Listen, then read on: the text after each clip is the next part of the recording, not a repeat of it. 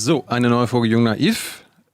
Wir sind wieder da, nach internationalen Wochen. Bei uns thematisch kümmern wir uns jetzt um die Innenpolitik. Wir beschäftigen uns mit den Landtagswahlen und der Abgeordnetenhauswahl hier in Berlin. Unter anderem erwartet euch in den nächsten Wochen der CDU-Ministerpräsident aus Sachsen-Anhalt und natürlich hier die Spitzen der Berliner Parteien. Unter anderem kommen die Linken, die Grünen. Wir haben Zusage von BSW und AfD auf den CDU-Spitzenkandidaten Evers. Warten wir noch terminlich. Und ich habe den ersten Gast, mit dem wir heute anfangen. Wer bist du? Ich bin Steffen Krach und bin der Spitzenkandidat der SPD und Landesvorsitzender. Beides? Beides. Seit dem 8. Mai bin ich auch Landesvorsitzender. Warum wurdest du Spitzenkandidat? Ich wurde gefragt von der Berliner SPD, von den ehemaligen Landesvorsitzenden und habe dann natürlich mit meiner Familie darüber gesprochen. Mein Herz hat mir sofort gesagt, ich will das machen. Und der Kopf? Der Kopf auch. Der Kopf fragt aber natürlich auch erstmal, traut man sich das zu? Und es haben dann viele andere mir zugetraut und das supportet einen dann natürlich nochmal. Und deswegen habe ich dann nach einigen Gesprächen natürlich auch nochmal mit Landesvorsitzenden, mit einigen Kreisvorsitzenden und so weiter, habe ich dann gesagt, okay, mach das. Und jetzt bin ich seit dem 1. September 25 bin ich Spitzenkandidat. Da bin ich sozusagen vorgestellt worden. Offizielle Nominierung war 15. November. Aber du kommst eigentlich aus Niedersachsen, arbeitest in Niedersachsen, bist Niedersachsen? Naja, ich bin in Hannover geboren, 1979, bin jetzt 47 Jahre alt, bin aber 2002 nach Berlin gezogen, habe hier studiert, hatte hier meinen ersten Job, meine Kinder sind hier geboren, habe meine Frau kennengelernt, wir haben hier geheiratet und Hannover ist mein Geburtsort. Aber dein aktueller Job, wo du bisher nur beurlaubt bist, genau, ist, dass du Regionspräsident der Region Hannover bist und leitest da eine Verwaltung von 2000 Menschen. Ja, sogar 4000 Menschen. 4000? Ja, ist eine große Verwaltung. Region Hannover ist eine Struktur für 1,2 Millionen Menschen, Landeshauptstadt und 20 Umlandkommunen. Da bin ich direkt gewählt worden im Jahr 2021. Das ist die zweitgrößte Direktwahl, die es in Deutschland gibt, nach der Oberbürgermeisterwahl in München. Und habe das rund 4,5 Jahre gemacht, habe mich dann aber tatsächlich, wie gesagt, entschieden anzutreten und bin seit Ende März ungefähr beurlaubt unter Wegfall aller Bezüge. Also ich kriege gerade kein Gehalt. Und das läuft auch aus und es wird da neu gewählt. Am 13. September wird die neue Regionspräsidentin oder der neue Regionspräsident gewählt. Dann gibt es vermutlich auch eine Stichwahl, 2 Wochen später. Und am 1. November tritt dann die Nachfolge das Amt an. Das heißt, wenn du jetzt also es gibt keine Rückkehroption, wenn du danach fragen willst. Habe ich noch nicht gefragt. Genau. Aber du sein können. bist gerade ohne Bezüge beurlaubt, das heißt, du hast gerade kein Einkommen? Genau. Okay. Wie kommst du über die Runden? Ja, also ein bisschen was angespart und meine Frau arbeitet auch und von daher leben wir gerade davon. Aber kommt man klar jetzt? Ja, jetzt nicht auf Dauer, ne? Aber aktuell. Könnt ihr euch eine Wohnung leisten in Berlin? Wir haben eine Wohnung, wir haben ja auch 3 Kinder, ne? Und können uns, also ist nicht günstig, wissen wir alle. Wir reden ja vermutlich heute noch ein bisschen über Mieten und bezahlbaren Wohnraum und so weiter, aber das kann man nicht auf Dauer. Aber ihr könnt euch ja noch hier wohnen leisten. Aktuell können wir uns das leisten. Ich hoffe auch noch in Zukunft. Und wie habt ihr in Hannover gelebt? In Hannover haben wir so ein bisschen am Stadtrand gewohnt, aber noch Hannover, ne, also nicht Umland, hat einen Garten, war ein bisschen anders. Hier wohnen wir in Schöneberg. Habt ihr ein Haus oder Wohnung? Oder? In Hannover? Ja. Da hat man ein Haus. Okay. Und das wird jetzt, was das verkauft vermietet. ihr? Okay, vermietet. Okay. Aktuell ist es vermietet. Bist du noch im Sparkassenverwaltungsrat in Hannover? Kriegst du da noch Geld? Nein. Auch nicht? Das ist ja gekoppelt. Ich habe alle Aufsichtsratsmann, aber du bist ja gut informiert, dass ich im Verwaltungsrat der Sparkasse Hannover war ich Verwaltungsratsvorsitzender, wechselt immer mit Billet Onay, dem Oberbürgermeister. Und da kriegt man auch eine kleine Aufwandsentschädigung, kriege ich aber auch nicht mehr. 28.000 Euro im Jahr? Nee. 27.900? Doch, hat die Sparkasse veröffentlicht. Das kommt mir sehr, sehr hoch vor. Okay. Was hast du mit dem Geld gemacht? Spendet man dann das oder behält man das? Also ich zahle Abgaben auch an die Partei und so weiter. Aber 28.000 kann ich gerne nochmal nachgucken, aber kommt mir ein bisschen zu hoch vor. Aber jetzt kriege ich sowieso nichts mehr. Bin da raus im Verwaltungsrat. Also als ich mich beurlaubt habe, bin ich aus allen Aufsichtsräten rausgegangen. Ich war auch noch beim Klinikum Region Hannover Aufsichtsratsvorsitzender. Das ist der drittgrößte Klinikumskonzern in Deutschland. Vivantes auf Platz 1, Platz 2, glaube ich, München oder Köln. Und Region Hannover ist Nummer 3. Ich war auch noch in ein paar anderen Aufsichtsräten. Das ist da sozusagen qua Amt, ist man da in verschiedenen Aufsichtsräten. Erklär mal den Unwissenden und den Laien, was eigentlich ein Regionspräsident macht. Was ist dein bisheriger Job gewesen? Qualifiziert dich da was für Du willst ja hier Ich regierender würde sagen, Bürgermeister auf jeden werden. Fall, ja. Aber mich qualifiziert, glaube ich, auch, dass ich hier schon mal 7 Jahre Staatssekretär war für Wissenschaft und Forschung. Bin ja dann erst dort gewählt worden. Und also Region Hannover, Landeshauptstadt, 550.000 Einwohner und 20 Umlandkommunen, 650.000 Einwohner, insgesamt 1,2 Millionen Menschen. Vor 25 Jahren genau wurde die Region Hannover gegründet mit dem Ziel, dass man gemeinsam mehr schafft als jede Kommune für sich. Zum Beispiel beim öffentlichen Nahverkehr. Deswegen war ich für den öffentlichen Nahverkehr zuständig, nicht die Bürgermeister der 21 Kommunen. Das Gleiche gilt für die Gesundheitsversorgung. Ich war für die Gesundheitsversorgung zuständig, auch für das Gesundheitsamt, für die Wirtschaftsförderung, für die Beschäftigungsförderung, auch für Fragen Klimaschutz, also die ganzen Windparks, die dort gebaut worden sind. Die sind dann auch über die Region Hannover, auch das Planfeststellungsverfahren und die ganzen Genehmigungen und so weiter erfolgt. Das Gleiche gilt auch für die Zuständigkeit für berufsbildende Schulen und sogar, das denkt niemand, für den Zoo Hannover.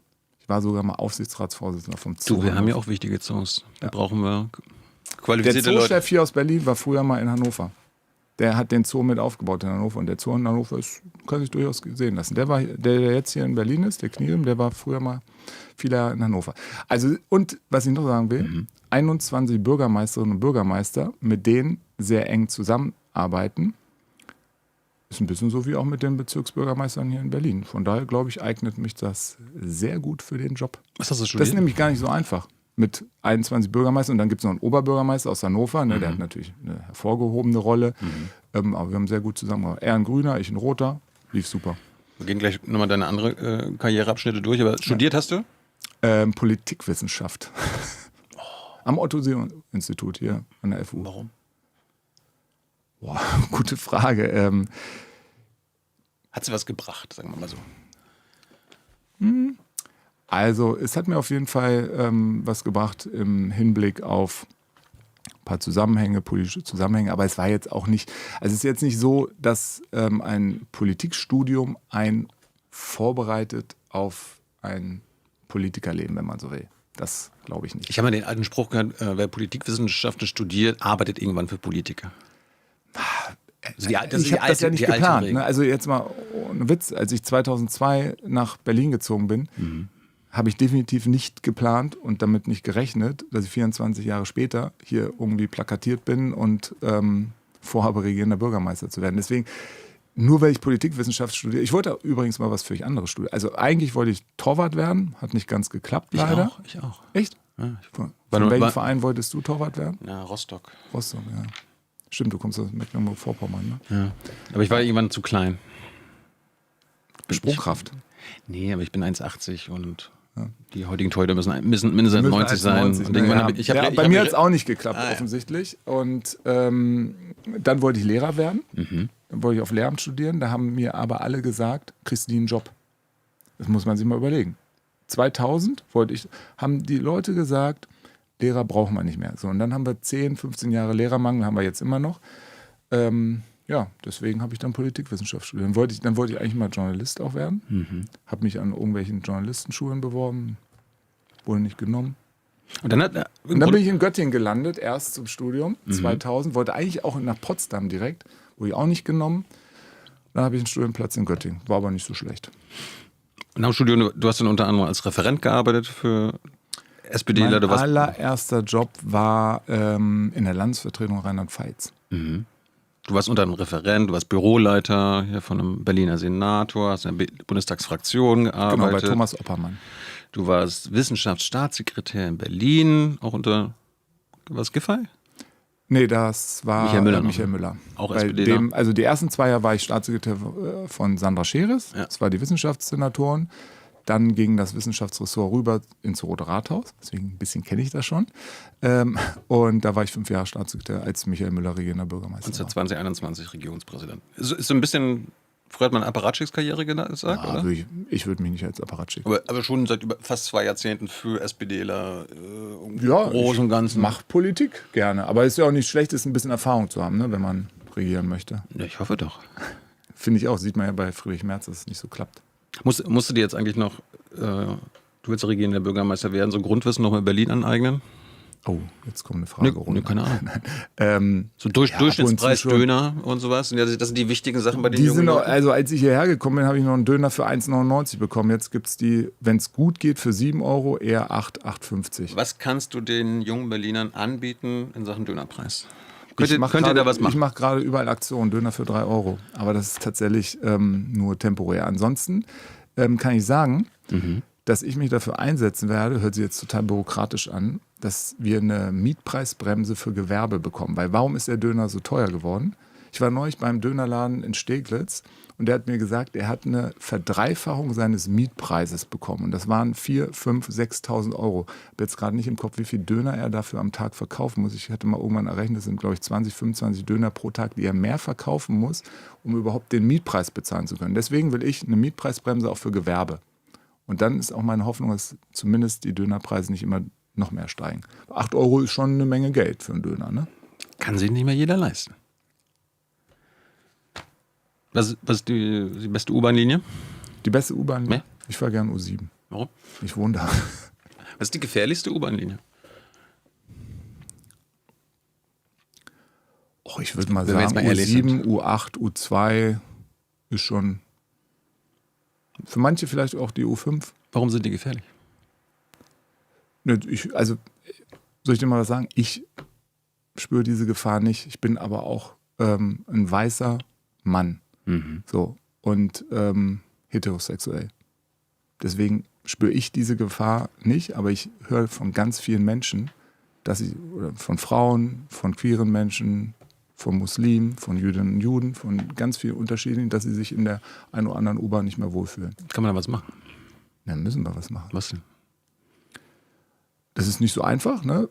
Aber wir können natürlich erstmal ein Klima auch wieder schaffen in dieser Stadt, dass aufeinander aufgepasst wird. Ich glaube, dass es wichtig ist. Es hört sich immer so bisschen banal an, was man sagt, aber ich glaube, Zivilcourage, dass man auch aufpasst und guckt, wenn einfach schon Sprüche gemacht werden, dass man dann auch einschreitet. Das können auch nicht alle, aber manche können das. Dass man auch Präsenz hat, ob es jetzt Sicherheitsdienste sind oder auch mal Polizei in den U-Bahnen. Das können auch Beleuchtungssysteme sein. Nehmen wir jetzt mal so Unterführung, Jungfernheide oder wo auch immer. Unterführung ohne Beleuchtung, nie gut. Also es ist ein Mix an Maßnahmen. Das kann auch mal im Einzelfall eine verstärkte Videoüberwachung sein. Das ist meistens nicht etwas, was dafür sorgt, dass Kriminalität oder Gewalt komplett weg ist. Aber es ist manchmal schon ein bisschen abschreckend. Aber ich bin jetzt niemand, der sagt, wir brauchen in der gesamten Stadt an jedem Ort Videoüberwachung. Aber es ist ein Mix aus verschiedenen Dingen, die wir da machen müssen. Brauchen wir eigentlich mehr Polizei in Berlin? Weil ich frage das, weil wir haben in den letzten Jahren immer mehr Polizisten in der Stadt, Polizistinnen und Polizisten, aber die Kriminalitätsquote ist gleich geblieben. Also mehr Polizisten bedeutet nicht weniger Kriminalität. Also Wollt ihr noch mehr Polizisten? Wir müssen sie besser ausstatten. Ich hatte gerade am vergangenen Wochenende beim Queeren Parkfest mit einigen Polizistinnen gesprochen, die schon sagen, dass schon einiges passiert ist in den letzten Jahren. Es ist auch mehr Personal eingestellt worden, es ist auch in die Infrastruktur investiert worden. Aber dass wir einfach einen hohen Nachholbedarf haben. Und das sehen wir an ganz vielen. Ich komme jetzt gerade von einer Diskussion, da hat das jemand auch gesagt, von der Freiwilligen Feuerwehr. Das ist jetzt überhaupt keine Kritik an den jetzt handelnden Personen, weil wir müssen nachholen, was andere Länder schon sehr viel frühzeitiger gemacht haben. Und von daher, glaube ich, müssen wir die Polizei von einigen Dingen möglicherweise auch entlasten. Also die müssen vielleicht auch nicht zu jedem kleinen Bagatell-Verkehrsunfall kommen. Es gibt, glaube ich, Dinge, wo wir sie entlasten können. Aber ich würde auch schon sagen, wenn ich mir die Überstundenzahl angucke bei der Polizei, dass wir auch mehr Personal benötigen, dass wir auch mehr Unterstützung von der Bundesregierung brauchen, denn wir sind die Hauptstadt und wir sehen, dass wir zahlreiche Demonstrationen in dieser Stadt haben. Ich glaube, es sind 18 am Tag. Wir sehen, dass Staatsgäste kommen, auch manchmal überraschend Staatsgäste kommen, die dann auch ja einfach da sind und nicht Rücksicht nehmen, obwohl gerade irgendwie ein Fußballspiel mit 75.000 Menschen sind. Und das muss man alles miteinander verbinden und deswegen bin ich dafür, dass wir eine starke Polizei haben und dass wir sie auch weiterhin unterstützen und möglicherweise auch ausbauen. Aber das Ziel ist ja, das, was alle Berliner und Berlinerinnen wollen, dass wir weniger Kriminalität haben. Jetzt Genau. ist ja die Empirie, also die Also- Statistik sagt ja, mehr Polizisten bedeutet nicht weniger Kriminalität. Ja, das Wie würde ich bekommen auch so wir nicht also sagen, ne? das ist die Zahl. Ja, nee, ich Aber würde den Zahlen auch nicht widersprechen. Ich würde nur sagen, nur weil man ganz viel Polizei hat, ist nicht sofort die Kriminalität weg. Wie bekommen wir weniger Kriminalität? Ja, zum Beispiel auch durch Prävention, indem wir den Menschen eine andere Ausbildung bringen, eine andere soziale Situation auch. Das ist ja ein Mix an ganz vielen Punkten. Es geht nicht nur, also ich will ja auch nicht, dass an jeder Ecke Polizisten stehen. Das sollte in Deutschland nicht der Fall sein, aber wir müssen in die Ausbildung investieren, wir müssen in das Bildungssystem investieren, wir müssen in Jugendzentren investieren, sodass wirklich wir auch nicht nur in den Innenbezirken, in den Außenbezirken über Jugendzentren haben, Clubs haben, wo sich die Jugendlichen treffen können. Und wir müssen auch darüber nachdenken, wie wir die Drogenproblematik, die es immer verstärkter gibt in Berlin, in den Griff bekommen. Das ist ein Mix an Maßnahmen. Es ist nicht so. Das wäre auch ein Anspruch an die Polizei. Also den kann die Polizei nicht gerecht werden. Wenn ich jetzt sage, wir stellen irgendwie nochmal 1000 oder 2000 Polizisten ein, dann ist meine Erwartung an die Polizei, dann haben wir hier keine Kriminalität mehr. Das wird nicht funktionieren. Drogen ist ein gutes Stichwort. Wurde uns auch viel genannt im Vorfeld, was wir allen Kandidaten fragen sollen. Und das geht jetzt nicht um den Görlitzer Park, wo da ein bisschen gedealt wird, Nicht?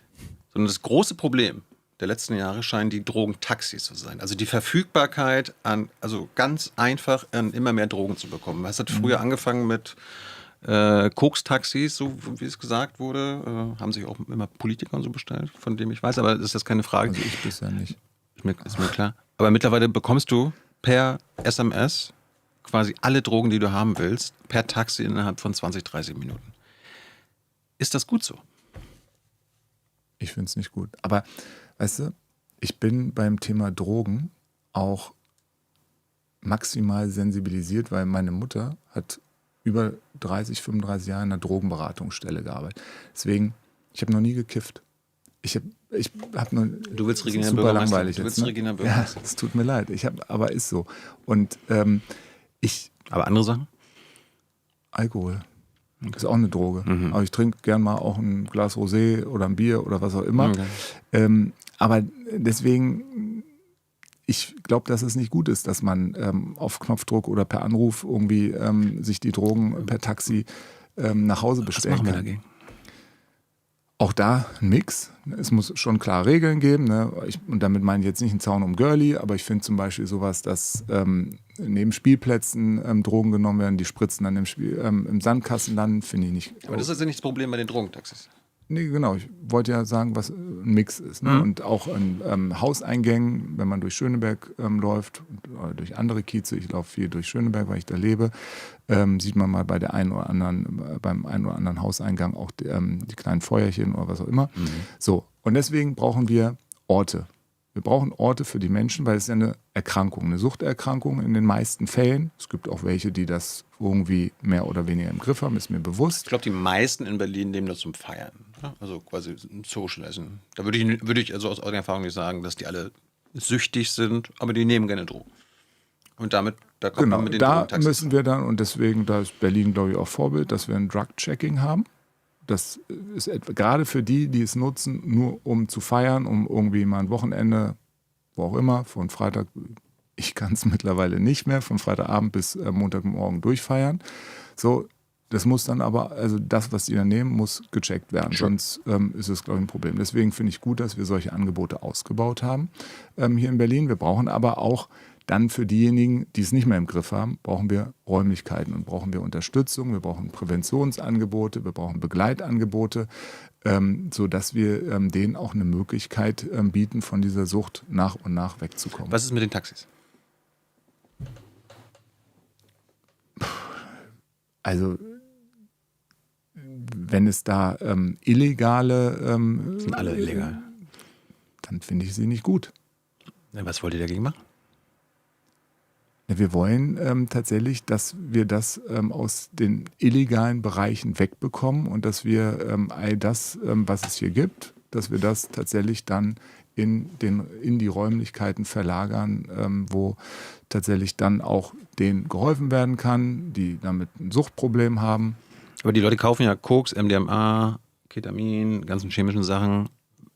weil das müssen die ja illegal kaufen, weil es illegal ist. Ja. Das kann man jetzt noch nicht legal anbieten. Also? Wie gesagt, ich habe da aber auch eine klare Haltung. Ich finde das nicht gut, dass man überall diese Drogen sich bestellen kann, nach Hause in den Briefkasten werfen lassen, wie auch immer. Ja, sind wir uns, glaube ich, einig. Genau. Aber wie verhindert man das, dass sie dann nicht Nee, es gibt, bei Taxi also kommen? du hast ja gerade gesagt selber, es ist illegal. Ja, aber passieren tut's ja trotzdem. Also muss man ja was gegen tun. Ja, dann muss man da eben eingreifen. Anderes Thema bei Polizei, du hast die Demo schon angesprochen, Polizeigewalt. Ist ja für junge Menschen ein großes Thema. Viele Leute bezeugen das. Wir haben genug Videos.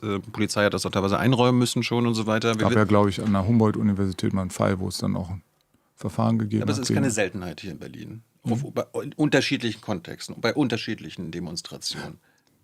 Wie stehst du zu Polizeigewalt der Berliner Polizei? Ich lehne Gewalt ab das ist völlig klar. Ich kenne auch die Zahlen, ne, und das kann ja auch keiner bestreiten. Es gibt Fälle und das muss man aufklären. Da gibt es auch Möglichkeiten. Wir haben Ansprechpersonen für die verschiedenen Bereiche und haben das, glaube ich, auch in den letzten Jahren ausgebaut, dass es dann eine gewisse Transparenz gibt. Müssen die bestraft werden? Aber ja, wenn es, also dafür sind dann Gerichte zuständig. Aber ich will einmal sagen, und das gilt ja auch für andere, es gibt nahezu in jeder Berufsgruppe Leute, die sich nicht an die Regeln halten. Also es steht ja nicht im Polizeigesetz drin, ne? Das ist so, das will ich einmal sagen. Das ist nicht, also das Problem ist nicht das Gesetz oder was auch immer, sondern da halten sich dann möglicherweise einzelne Personen nicht an die Gesetze, an die Regeln, die es gibt. Und das lehne ich ab, genauso wie ich das in anderen Bereichen ablehne. Aber im Grundsatz will ich einmal auch mal sagen, dass viele Polizistinnen und Polizisten, die übergroße Mehrheit sich an die Regeln halten. Und ich auch sehr häufig, jetzt zuletzt auch beim CSD, wirklich froh war, dass es da eine Polizeipräsenz gegeben hat, die dann auch sehr schnell eingreifen Aber das konnte. Problem sind wir uns ja einig, aber das Problem sind die schwarzen Schafe. Genau, Es die gibt sind überall das gibt's natürlich Problem. auch Die den sind auf dem Wohnungsmarkt das Problem, die schwarzen Schafe, die sind bei Polizei, bei Ärztinnen, Ärzten. Ja, aber du weißt überall. auch bei Polizei, Chorgeist, da wird sich dann auch gegenseitig gedeckt. Ich meine, das wird dann untereinander geklärt und so weiter, aber das kann ja das ist ja trotzdem ein Problem, was weiterhin besteht. Genau, und das müssen wir auflösen, das Problem, so wie wir diese wie schwarzen... Naja, also es gibt ja jetzt schon die Möglichkeiten, auch durch Landesantidiskriminierungsgesetz, durch andere Möglichkeiten, durch Ansprechpersonen. Berliner Polizei war die erste Person, die auch eine queere Ansprechperson hatte, ich glaube schon seit 1992, da haben andere Länder noch gar nicht dran gedacht. So, und da gibt es die Möglichkeiten, wenn es Menschen gibt, die sagen, wir fühlten uns da von der Polizei bedrängt, gewalttätig angegriffen, wie auch immer, dass sie sich dann auch an die wenden. Und dann gibt es da klare Verfahren auch bei der Berliner Polizei. Und ich habe den Eindruck, dass es da auch eine Sensibilität gibt, sowohl in der Innenverwaltung. Ich weiß, gibt es auch Kritik, aber im Grundsatz, glaube ich, wird das schon sensibel gehandhabt und auch bei der Polizeipräsidentin. Zumindest ist mein Eindruck. Ich weiß, dass es da durchaus unterschiedliche Auffassungen gibt und du wirst auch den einen oder anderen vermutlich kennen. Aber wie in allen anderen Bereichen auch. Diese schwarzen Schafe, die führen dazu, dass der Ruf von dem gesamten Laden in Frage gestellt wird. Also auch auf dem Wohnungsmarkt. Ich würde mich jetzt nicht hinstellen und sagen, jeder Vermieter ist ein Mafiosi, so wie das andere Parteien machen. Aber es gibt welche, die sind absolute Abzocker. Und die lehne ich ab und die will ich auch bestrafen. Aber Prävention hast du jetzt bei der Polizeigewalt nicht gesagt. Nee, das geht natürlich auch. Also Prävention im Sinne von, dass man in der Ausbildung auch darauf vorbereitet, aber das passiert auch schon in ganz vielen Fällen, dass die Polizei vorbereitet wird, dass sie auch provoziert werden und so weiter. Ob die provozieren aber auch. Genau, und da gibt es auch eine stärkere psychologische Betreuung als vor 20, 30 Jahren bei der Polizei. Also ich glaube schon, wie gesagt, ne, ich will jetzt hier nicht sagen, irgendwie, wir haben da keine Herausforderung mehr, aber ich glaube schon, dass einiges geleistet wurde da in den letzten Jahren. Aber wie gesagt, ne, ich sehe auch, dass es Menschen gibt, die sich da nach wie vor das völlig anders sehen und das müssen wir aufklären. Viele junge Menschen machen mit Polizei nicht mehr Gewalt, gerade jetzt bei öffentlichen Versammlungen, Protesten und so weiter, eine Menge Erfahrung. Kann man, wenn du regierender Bürgermeister wirst, gibt es irgendwelche Dinge oder Anliegen, wofür oder wogegen man nicht protestieren darf in Berlin? Das Demonstrationsrecht das ist jetzt, also das gilt, klar, es muss Regeln geben, Und die gibt es auch. Ja. Aber an diese Regeln muss man sich auch halten. Und es gibt auch Symbole, die nicht gehen. Dass jetzt ein Hakenkreuz ist oder was auch immer. Und wenn aber alles in diesem Rahmen sich befindet, dann darf man hier auch weiterhin in Berlin demonstrieren. Das ist auch gar keine Frage, dass wir das in irgendeiner Form verbieten wollen. Es gibt 18 Demonstrationen pro Tag. Ich hätte jetzt auch nicht jede für sinnvoll, sage ich auch so. Aber Müssen wir ich nicht. würde auch nicht bei jeder Demo mitlaufen. War jetzt auch nicht bei der Nacktfahrrad-Demo, aber jeder, wie er möchte. So, und Kann man für Menschenrechte demonstrieren in Berlin? Auch künftig. definitiv. Gegen Völkermord. Gegen Völkermord darf man auch. Gegen jeden Völkermord. Wenn man sich an die Regeln hält, dann darf man auch gegen Völkermord demonstrieren. Kann man sich solidarisch mit den Menschen in Gaza zeigen? Ich glaube, das machen sehr viele in Berlin. Ja, wir jeden waren Tag. ja bei der Polizeigewalt, da passiert Genau. eine Menge Polizeigewalt, da gibt es Repressionen. Wir hatten letztens hier die UN-Sonderberichterstatterin, die hier in Berlin sich da umgehört hat. Es scheint ein großes Problem zu sein. Eine Sonderberichterstattung? Irene Khan, die war UN-Sonderberichterstatterin für Meinungsfreiheit und Versammlungsfreiheit. Und die hat unter anderem Berlin hier genannt. Es gibt nachweislich Repression, auch von staatlicher Seite. Entweder wird aufgelöst und Menschen haben hier Polizeigewaltserfahrung. Es scheint für junge Menschen ein Thema, unabhängig davon, wie man jetzt... Ich möchte, dass man hier auch weiter demonstrieren kann und man muss auch nie mal einer Meinung sein. Und wir sind in einem demokratischen Staat und da darf man seine Meinung äußern, auch in Zukunft. Aber Wie jetzt- gesagt, man muss sich an bestimmte Regeln halten. Ja, da sind wir uns einig. Aber es scheint ja bei vielen Menschen der Eindruck zu sein, gerade wenn es um Palästina-Solidarität geht, kann man jetzt unterschiedlicher Meinung sein. Aber ich glaube, es gab im Jahr 2025 rund 590 Demonstrationen. Ja. Das ist ja jetzt nicht so. Aber wie erklärst du denn, dass so viele Menschen, die da hingehen, auch junge Menschen, die jetzt hier zugucken, das Gefühl haben, dass da repressiv vorgegangen wird? Ich weiß das, weil ich auch mit den Menschen gesprochen habe. Ich war mit vielen. Die hoffen jetzt natürlich, dass sich das ändert, wenn du jetzt zum Beispiel regierender Bürgermeister wirst. Was ich versprechen kann, ist, dass es auch die Möglichkeit weiterhin gibt, seine Meinung zu äußern, auch wenn sie möglicherweise dem einen oder der anderen nicht gefällt.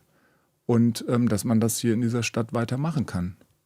Gewaltfrei natürlich und ohne, dass man in irgendeiner Form Dinge macht, die eben nicht mehr im Rahmen sind. Aber ich habe den Eindruck, dass viele Menschen, zumindest die ich kenne, die auch teilweise bei solchen Demonstrationen dabei waren, dass die sich auch sehr stark an diese Regeln halten. Warst du schon mal bei einer Palästina-solidarischen Demo? Ich war da noch nicht. Ne? Warum? Weil ich finde, ehrlich gesagt, Das ist ja auch ein Thema bei euch bei der SPD. das ist definitiv, glaube ich, in jeder Partei ein Thema. Ich bin ehrlich gesagt, also ich bin Politiker, deswegen gehe ich auch nicht so häufig zu, also natürlich mache ich auch Demonstrationen mal mit oder Solidaritätsbekundungen, aber ich finde, wir sind in der Politik auch dafür verantwortlich, dass Dinge funktionieren. Also wenn ich zum Beispiel zu einer Demonstration gehe für die bessere Situation im Pflegebereich, dann finde ich das nicht glaubwürdig, weil wir sind selber als Politik auch dafür zuständig, dass die Situation besser wird. Und so, aber ich würde jetzt auch nicht ausschließen, dass ich irgendwann mal zu Demonstrationen, also ich habe auch schon gemeinsame Demonstrationen gemacht mit der jüdischen und der palästinensischen Gemeinde in meinem letzten Job. Das haben die zusammen gemacht, eine Veranstaltung, und da war ich natürlich auch. Es gibt immer wieder Berichte über anti-arabischen Rassismus bzw. Muslimfeindlichkeit. Das wird schlimmer, auch in Berlin. Die Situation für jüdisches Leben in Deutschland, aber auch speziell in Berlin wird gefährlicher. Ja. Was kannst du diesen Menschen anbieten? Also jetzt im Sinne von Hilfe, Schutz. Ich möchte, dass wir hier ein Klima schaffen, wo sich alle Menschen so bewegen können, ob das jetzt ein Muslim ist, in allen Teilen Berlins, oder ein Jude mit einer Kippa, dass die in jeder U-Bahn, ob jetzt U7, U8, U5 oder wo auch immer, fahren können. Und ich spüre gerade, dass es nicht der Fall ist. Und ich glaube, dass wir es schaffen müssen, dass wir diese Stadt wieder mehr miteinander verbinden. Ich habe gerade das Gefühl, es gibt gewisse Spaltungen und daran müssen wir arbeiten. Das ist aus meiner Sicht wirklich eine der Hauptaufgaben des zukünftigen regierenden Bürgermeisters. Wir sind alle Berlin und alle wollen hier gerne leben, alle sind hier aus verschiedenen Gründen hergekommen. Und ich möchte, dass wir es schaffen. Wir werden die internationalen Konflikte, die es gibt, die werden wir aus Berlin nicht alleine lösen. Auch kein regierender Bürgermeister oder wer auch immer. Aber ich möchte, dass wir, ob in Neukölln, Kreuzberg, Marzahn oder wo auch immer, dass wir hier zusammenleben können. Und dafür werde ich einstehen. Ich mache keine Unterschiede. Ich arbeite mit allen sehr, sehr gut und sehr eng. Habe ich in der Vergangenheit gemacht. Also wünsche ich mir auch für die Zukunft sehr eng zusammen. Und das ist aus meiner Sicht eine der Hauptaufgaben. Weil ich spüre gerade, dass es da eine tiefe Spaltung gibt. Und das ist nicht leicht. Ich weiß, es gibt da unglaublich heftige Kontroversen. Aber ich glaube, dass wir genau deswegen auch einen regierenden Bürgermeister brauchen, der da verbindet und nicht weiter spaltet. Großes Thema ansonsten ist Verkehrstote, Verkehrsunfälle und unter anderem wird es immer tödlicher und gefährlicher Rad zu fahren in Berlin. Hat letztes Jahr wieder massiv zugenommen. Was habt ihr für die Radfahrer wie mich im Angebot? Ich fahre auch gern Fahrrad. Also von daher. Denn rechts abbiegen würde ich immer sehr aufpassen. Ja, ich passe sowieso auf mein Fahrradfahren auf. Also nee, Rechtsabbieger der Autos, die übersehen einen dann mal gerne. Ja, ich passe auch als Fußgänger auf, denn auch ein E-Scooter kann mal wehtun, der einen anfährt. So, wir müssen bei der Fahrradinfrastruktur da weitermachen, wo wir 2021, 2023 aufgehört haben. Ich glaube wirklich, wenn ich das vergleiche, die Fahrradinfrastruktur von 2002 bis jetzt hat sich schon verbessert. Aber noch nicht so, wie wir uns das alle wünschen. Und ist jetzt ausgebremst worden von der jetzt noch Verkehrssenatorin der CDU, die hat dafür gar nichts getan. Und wir werden da wieder ansetzen, wo wir Ende 21, Ende 23 aufgehört haben, massiv in die Fahrradinfrastruktur investieren. Wir brauchen die. Ich bin ein großer Fan und wir brauchen auch eine klare Abgrenzung zum Autoverkehr, auch zum Fußgängerverkehr, so wie das andere Städte auch hinbekommen haben. Also das ist ja nicht irgendwie etwas, was wir neu erfinden müssen. Weil es gibt Städte, in Deutschland jetzt nicht so, aber international, die da deutlich besser sind. Ich weiß jetzt nicht, wie es in Hannover ist, aber jetzt unter Wegener, also unter dem CDU-geführten regierenden Bürgermeister, wurden viele bisherige Fahrradstraßen, die unter anderem während Corona eingeführt wurden, wieder abgeschafft. Ja, falsch. Ist falsch. Ja, halte ich für falsch. Ich will Fahrradwege. Ich will auch einen guten öffentlichen Nahverkehr. Und es wird auch noch weiterhin Autoverkehr geben. Mein Ziel meiner Verkehrspolitik war immer, die anderen Bereiche so attraktiv zu gestalten, Fahrradinfrastruktur, öffentlichen Nahverkehr, dass die Menschen gerne mal auf das Auto verzichten und einfach stehen lassen. Weil natürlich ist es klimafreundlicher, mit dem öffentlichen Nahverkehr zu fahren oder mit dem Fahrrad. Das kriegt man aber nur hin, wenn die dann auch so attraktiv sind, auch sicher sind und auch günstig sind. Beim öffentlichen Nahverkehr, Einzelticket 4 € ist schon eine Menge Geld. Bist du jetzt mal in der letzten Zeit, wir sprechen gerade in der Hitze, im Hitzesommer, bist du da mal öffentlich gefahren? Ja, bin ich. Und, hast du es überlebt? Ist schon hart. Ist schon krass. Ist ein richtiger Turn-off, dann setze ich mich vielleicht doch mal ins Auto, wenn ihr eins habt. Ja, da haben wir noch Aber ich will einmal auch sagen, der öffentliche Nahverkehr grundsätzlich in Berlin ist schon wirklich gut. Ne? Also wir haben, ich weiß, da gibt es jetzt ganz viele, die sagen, ja, aber er kommt nicht, ist nicht verlässlich und so weiter und Klimaanlage fehlt und digital geht auch nichts, also telefonieren und so weiter. Also ich bin auch zugezogen, S-Bahn, U-Bahn ist schon geil. Also Tram muss man schon sagen. Ne, im Vergleich, also andere beneiden uns darum und deswegen glaube ich schon, kann sich das sehen lassen. Aber wir müssen weiter investieren. Wir sind die Hauptstadt vom öffentlichen Nahverkehr, lohnt sich zu investieren. Jede neue U-Bahn hilft. Taktung verbessern, Anbindung noch ausbauen. Gerade in den Außenbezirken, wie gesagt, ich war gestern mal Zahn-Hellersdorf hier unterwegs, da geht noch was. Hast du jetzt eigentlich schon alle Bezirke in Berlin besucht? Nee, mehrfach schon. Ich war sogar schon in jedem einzelnen Wahlkreis, auch mehrfach. Aber jetzt 78 Wahlkreise. In Berlin? Gibt's, ja. Wie viele Bezirke gibt es in Berlin? 12. Und da machst du jetzt mal jeden Tag einen Besuch oder wie ist das? Nö, wo war ich denn heute? Nö, heute war ich in Kreuzberg ein bisschen unterwegs, jetzt bin ich hier. Mhm. Heute Morgen, wo war ich heute Morgen? Heute Morgen war ich im Wedding, eine Parteizentrale SPD, hatte ein kleines Interview. So. Was ist der hässlichste Bezirk? Wenn wir jetzt mal ehrlich sind. Ich kann dir sagen, dass ich super gerne in Schöneberg wohne. Ja, weil du da lebst. Ich habe meinen Wahlkreis in Steglitz-Zehlendorf, ist auch nett. Und welchen ich bezüglich wirklich nochmal ganz anders jetzt sehe und denke eigentlich super, ist Treptow-Köpenick. Da am Wasser wunderbar. Gibt in jedem Bezirk auch ein paar hässliche Ecken. Gibt aber wunderschöne Ecken in jedem Bezirk. Wir überlassen das Urteil unseren, würdest du denn sagen? unseren Zuschauern. Der hässlichste ist Spandau. Okay. Aber einfach nur eine subjektive Meinung. Ja. Okay. Weißt du, wie viele Einwohner wir mittlerweile in Berlin haben? 3,8, 3,9. 3,9 Millionen Menschen. Ja, und das hört ja nicht auf. Ja, bald 4. Spricht doch aber auch dafür, dass die Stadt sieht, dass die Leute hier gerne hinkommen wollen. Ich sage das auch immer, ne? Ich höre jetzt gerade, wenn ich am Infostand bin oder bei Tür zu Tür, höre ich immer, ey, alles Mist hier in dieser Stadt, weil die SPD seit 37 Jahren regiert. Dann sage ich immer, okay, wir können über alles reden, aber im Grundsatz, hier kommen ganz viele Menschen hin, die hier gerne hinkommen wollen und hier gerne leben wollen. Und das, würde ich sagen, spricht auch dafür, dass Berlin ziemlich viel zu bieten hat. Und ich will mich damit nicht zufrieden geben, dass einfach viele Leute sagen, hier funktioniert dies und jenes nicht. Ne? Es gibt Dinge, die laufen noch nicht optimal. Aber im Grundsatz, mega Stadt. Wir haben laut Amt hier 19-20% aller Menschen in Berlin, die also armutsgefährdend sind. Also jeder Fünfte in Berlin. Von 4 Millionen jedes Menschen. Vierte Kind. Richtig. Armut im Alter ist doppelt so hoch wie im Bundesschnitt. 98.000 kriegen Grundsicherung im Alter. Finde ich echt heftig. Es sind über 220.000 Menschen in Berlin arbeitslos. Wir haben eine richtig große Arbeitslosenquote, 10,4%. Es gibt nur 20.000 freie Stellen. Hohe Arbeitslosigkeit, hohe Armut in Berlin. Du hast gerade schon gesagt, die Berliner SPD ist hier schon lange an der Regierung. Seid ihr dafür nicht mitverantwortlich? Ja, wenn ich jetzt sagen würde, wir haben keine Verantwortung, dann würde es mich ja vermutlich auslachen. Natürlich sind wir für Dinge verantwortlich. Wir sind seit 37 Jahren in der Regierung, wir waren aber, das will ich auch einmal sagen, nie alleine. Ne? Also es hat leider nie eine Alleinregierung der SPD gegeben. Ich gehe jetzt mal davon aus, wird es am 20. September auch nicht geben.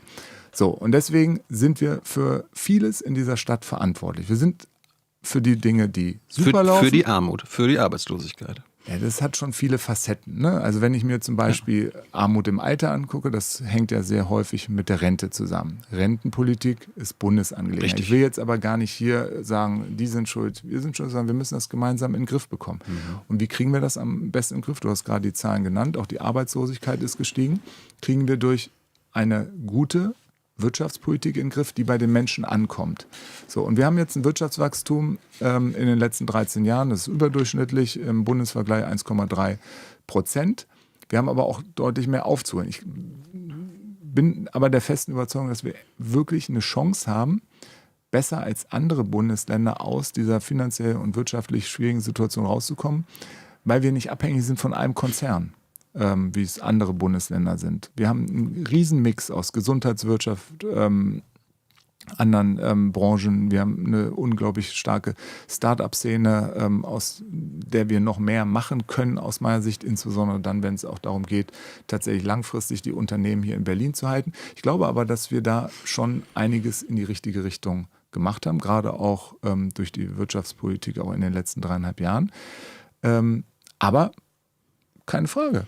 Wenn die Zahlen so sind, und die sind so, stellt ja niemand Fall. Ich will aber einen Satz sagen, ne, weil ich mache jetzt gerade diese ganzen Spitzenkandidatenrunden und so. Ne? Und dann stellt sich immer die Kollegin von der Linkspartei und sagt, die Kinderarmut ist so schlimm und so weiter. Dann hat sie recht. Aber die Kinderarmut ist nicht in den letzten 3 Jahren unter Kai Wegner allein entstanden, sondern die ist in den letzten 20, 25 Jahren entstanden. Und da kann sich keine Partei zurücklehnen und sagen, wir haben damit nichts zu tun. Warum soll man jetzt nicht einfach mal rein ketzerisch Darf ich mal gefragt? so einen Schluck Wasser nehmen? Ja. Dankeschön. Jetzt mal ketzerisch gefragt. Wenn die SPD jetzt schon so lange, natürlich nie alleine, aber an der Regierung hier in Berlin ist, meiste Zeit sogar mit regierenden Bürgermeister oder Bürgermeisterin, und wir so eine hohe Armut, so eine hohe Arbeitslosigkeit haben, warum packen wir euch nicht einfach mal in die Opposition und probieren es mal mit anderen? Also können die Wählerinnen und Wähler machen. Ne? Also ja, vielleicht braucht die SPD das mal. Also ich sehe das nicht so. Ne? Ja, ich sehe ja, dass wir viele Erfolge auch haben und ich möchte regierender Bürgermeister und ich trete auch zum ersten Mal an. Und ich habe, glaube ich, in den letzten Jahren gezeigt, dass ich durchaus auch im Wissenschaftsbereich oder auch in meinem anderen Job regieren kann. Und deswegen ist es ein Angebot. Und aber vielleicht sollte die SPD mal nicht regieren. Vielleicht sollte man tatsächlich mal in Opposition, damit ihr mal aus euren Fehlern lernt. Welche denn? Ja, Wenn wir uns das Ergebnis angucken, hohe Armut, hohe Arbeitslosigkeit, über die anderen Probleme haben wir schon gesprochen. Könnte man als Berliner, Berlinerin ja mal probieren, zu sagen, die waren nachweislich in der Verantwortung. Ja, wie gesagt, ne, es ist ja eine demokratische Wahl, alle können wählen gehen und die können andere Parteien wählen. Das Problem ist gerade ein bisschen, ne? Also es gibt ja gerade 2 Parteien, die sind auf Platz 1 und 2 bei den Umfragen. Die wollen aber gar nicht zusammenarbeiten. Dann sollen die das, wenn die sich einig sind, können sie es machen. Ist ja nicht so, dass es nicht eine Mehrheit gegen die SPD geben könnte. Wenn Linke und CDU zusammenarbeiten, machen sie in Sachsen-Anhalt auch, in Sachsen auch, in Thüringen auch, können sie ja machen in Berlin. Und dann sollen die mal zeigen, dass sie es besser machen. Ich sage, es gibt ganz viele Dinge hier in Berlin, die würde es ohne die SPD nicht geben. Und das wäre schneller weg, als viele denken. Ich nehme einfach mal Beispiel gebührenfreie Bildung. Das ist eine Entlastung von ganz vielen Familien um mehrere 100 Euro pro Monat. Und das hat die SPD eingeführt, kein anderer. Und da waren zwar andere dabei, aber das war ein SPD-Projekt. Ich will nur darauf hinweisen, dass ein grüner Oberbürgermeister, gerade in München, ne, frisch gewählt, der hat als erste Amtshandlung die Gebührenfreiheit abgeschafft. Und Stefan Evers, der kommt ja hier auch noch hin, der will das Schülerticket abschaffen, der will das Schulmittagessen abschaffen. Und ich sage, das ist nicht meine Politik. Und die Wählerinnen und Wähler können aber entscheiden, ob sie das weiter wollen. Wie gesagt, Berlin ist das Problem ist doch für ganz viele Menschen, dass sie sich vieles nicht mehr leisten können. Und jetzt gibt es da Parteien, die wollen das noch teurer machen. Das ist, wie gesagt, Kita-Gebühren, Schülerticket, Schulmittagessen sind Belastung für eine Familie mit 2 Kindern. Das können mal locker 500, 600, 700, 800 Euro pro Monat sein. So, das können die Wählerinnen und Wähler dann entscheiden. Ich hab mal in euer Wahlprogramm geguckt, weil das hat mich ein bisschen angefixt jetzt zur Abgeordnetenauswahl. Wir haben ja gerade, ich spreche ja selber davon, wir haben über 200.000 Menschen, die arbeitslos gemeldet sind. Das sind faktisch schon 224.000. Das Einzige, was sie tatsächlich anbietet in dem Wahlprogramm, sind 500 neue Arbeitsplätze pro Jahr. Jetzt denke ich mir so, 200.000, 220.000 Menschen, die arbeitslos sind. Es würde ein paar Jahre dauern, bis die dann alle 500 von der SPD, von Sozialdemokraten. Ja. 500 pro Jahr habt ihr im Angebot. Nein. Ich will. Was ist mit den restlichen 223.000? Ich habe bei der Vorstellung dieses Wahlprogramms gesagt, ich will die Wirtschaft stärken. Weil wir uns ganz viele Dinge nicht mehr leisten können, wenn wir nicht eine starke Wirtschaft haben. Weil es gibt ja auch Steuereinnahmen und so weiter. Wir können uns die Wissenschaft nicht mehr so leisten, wie wir es gern wollen. Ich komme aus dem Bereich die Kultur, die vielen Familienzentren, Jugendzentren, Sportvereine und so weiter. Und deswegen brauchen wir eine positive wirtschaftliche Entwicklung. Und deswegen will ich Unternehmen hierher. Und 500, ich weiß jetzt nicht, woher die Zahl kommt. Ich kenne auch nicht jeden Buchstaben. Ich glaube dir das. Ja, ich glaube dir das. Alles gut. Steht alles auf einer Seite.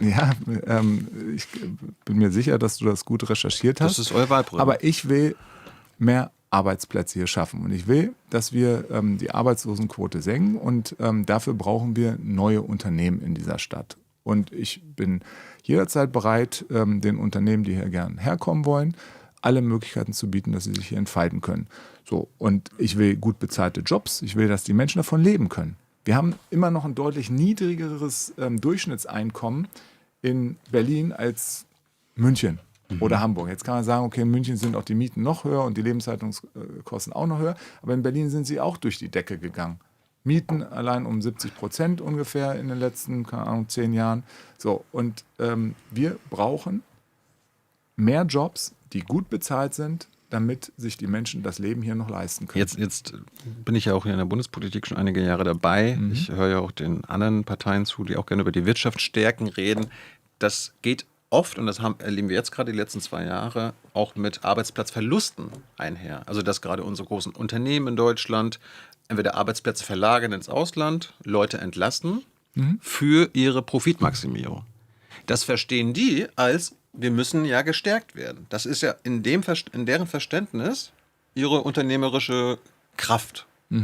Aktionäre glücklich machen und so weiter. Das verstehen die unter Wirtschaft stärken. Die verstehen nicht, dass sie mehr Leute einstellen sollen, weil das ja die Profite schmälert.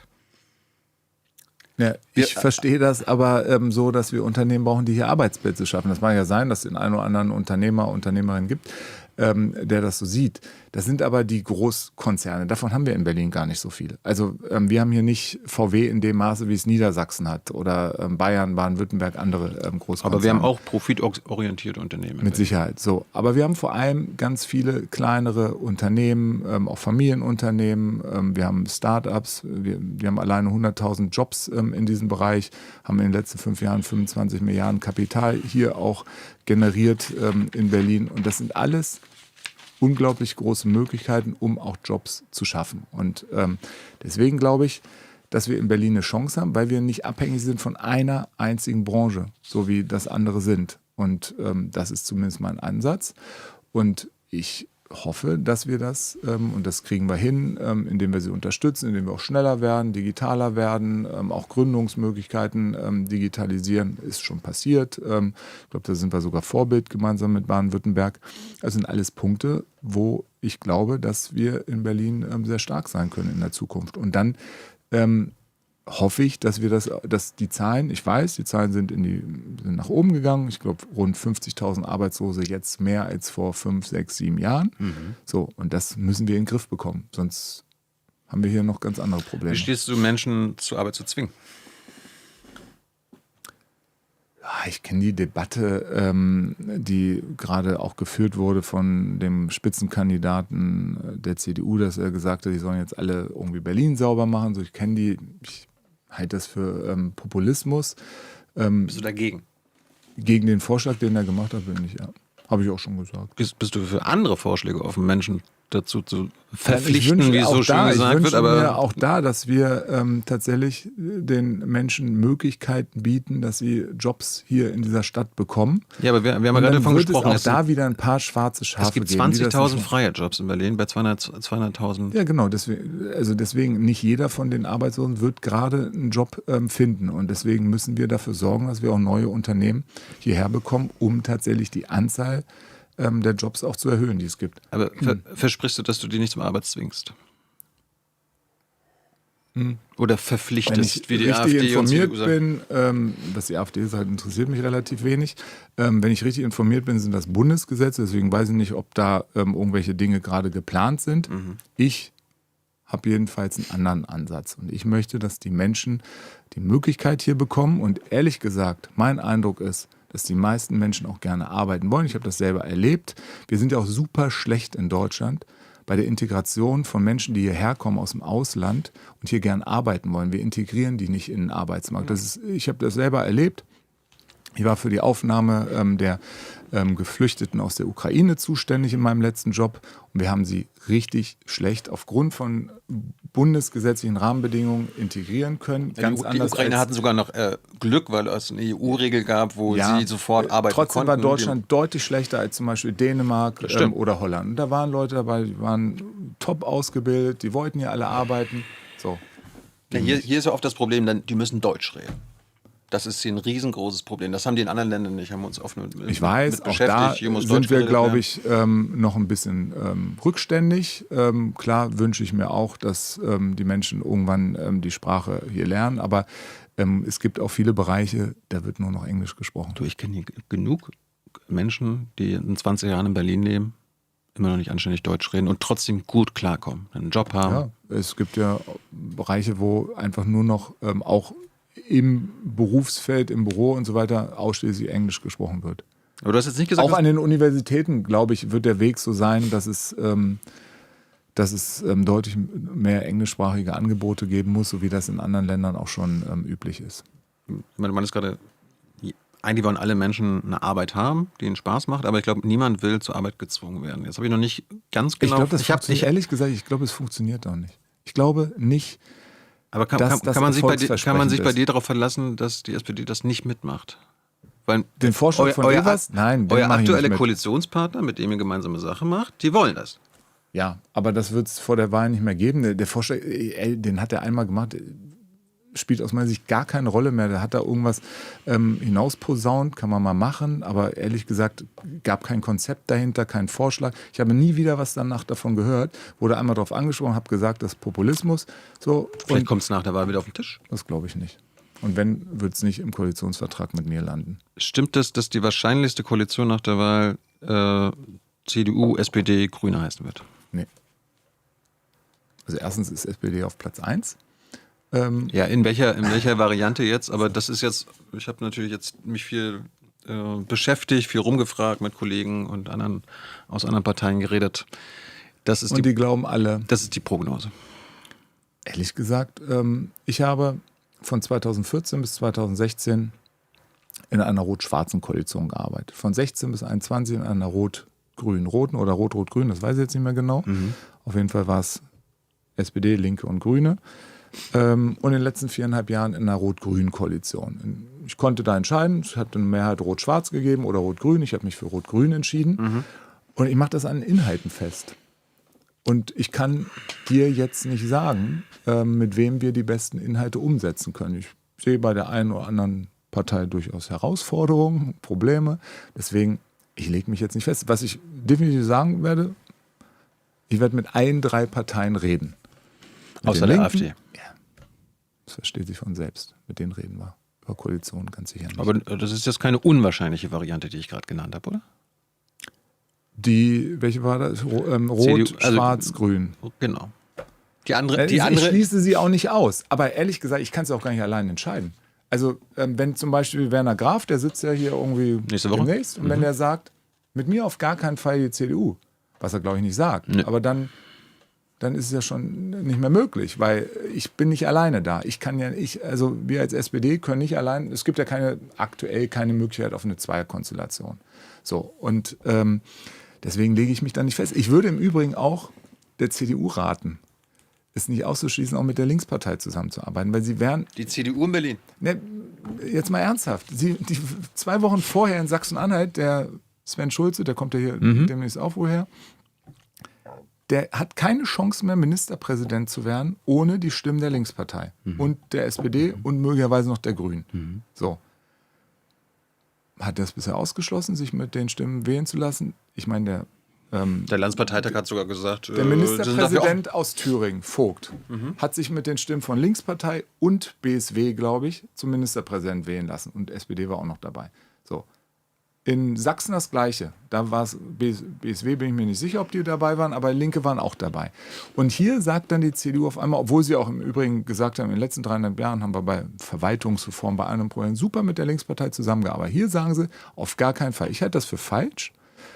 Und deswegen, glaube ich, wird das für die CDU auch noch ein Problem, weil sie das jetzt hier ausgeschlossen haben und am 6. September vermutlich mit denen zusammenarbeiten müssen. Aber wie gesagt, ich lege mich da jetzt nicht fest. Es gibt Gründe für alle Varianten. Am liebsten wäre mir eine Zweierkonstellation. Ist nur unwahrscheinlich. Also ich habe mich ja thematisch darauf vorbereitet. Mir scheint quasi thematisch am kompatibelsten auch Schwarz-Rot-Grün zu sein. Warum? Ja, wir kommen ja gleich nochmal zu dem großen Thema gleich. Okay, welches ist das große Thema? Ja, Mieten und Wohnung, Vergesellschaftung. Aber fangen wir erstmal an. Du wohnst in Schöneberg. Zur Miete, Eigentum? Miete. Wie lange hast du gebraucht, die Wohnung zu finden? Ich wohne schon immer in Schöneberg. Ich bin erstmal in eine WG gezogen, mit einem Freund aus Göttingen hergezogen, haben wir noch eine Mitbewohnerin gesucht. Dann habe ich da 7 Jahre in der WG gewohnt. Dann bin ich mit meiner Frau 300 Meter weiter in eine Wohnung gezogen, das war Akazienstraße. Und da wurden wir im 1. Stock und dann ist zufällig im 4. Stock eine Wohnung frei geworden. Und wir haben dann unseren ersten Sohn bekommen und den zweiten Sohn und dann haben wir nach einer größeren Wohnung gesucht. Und die haben wir dann vor einigen Jahren gefunden. Auch in Schöneberg und haben die dann angemietet. Die ist nicht günstig. Was zahlst du?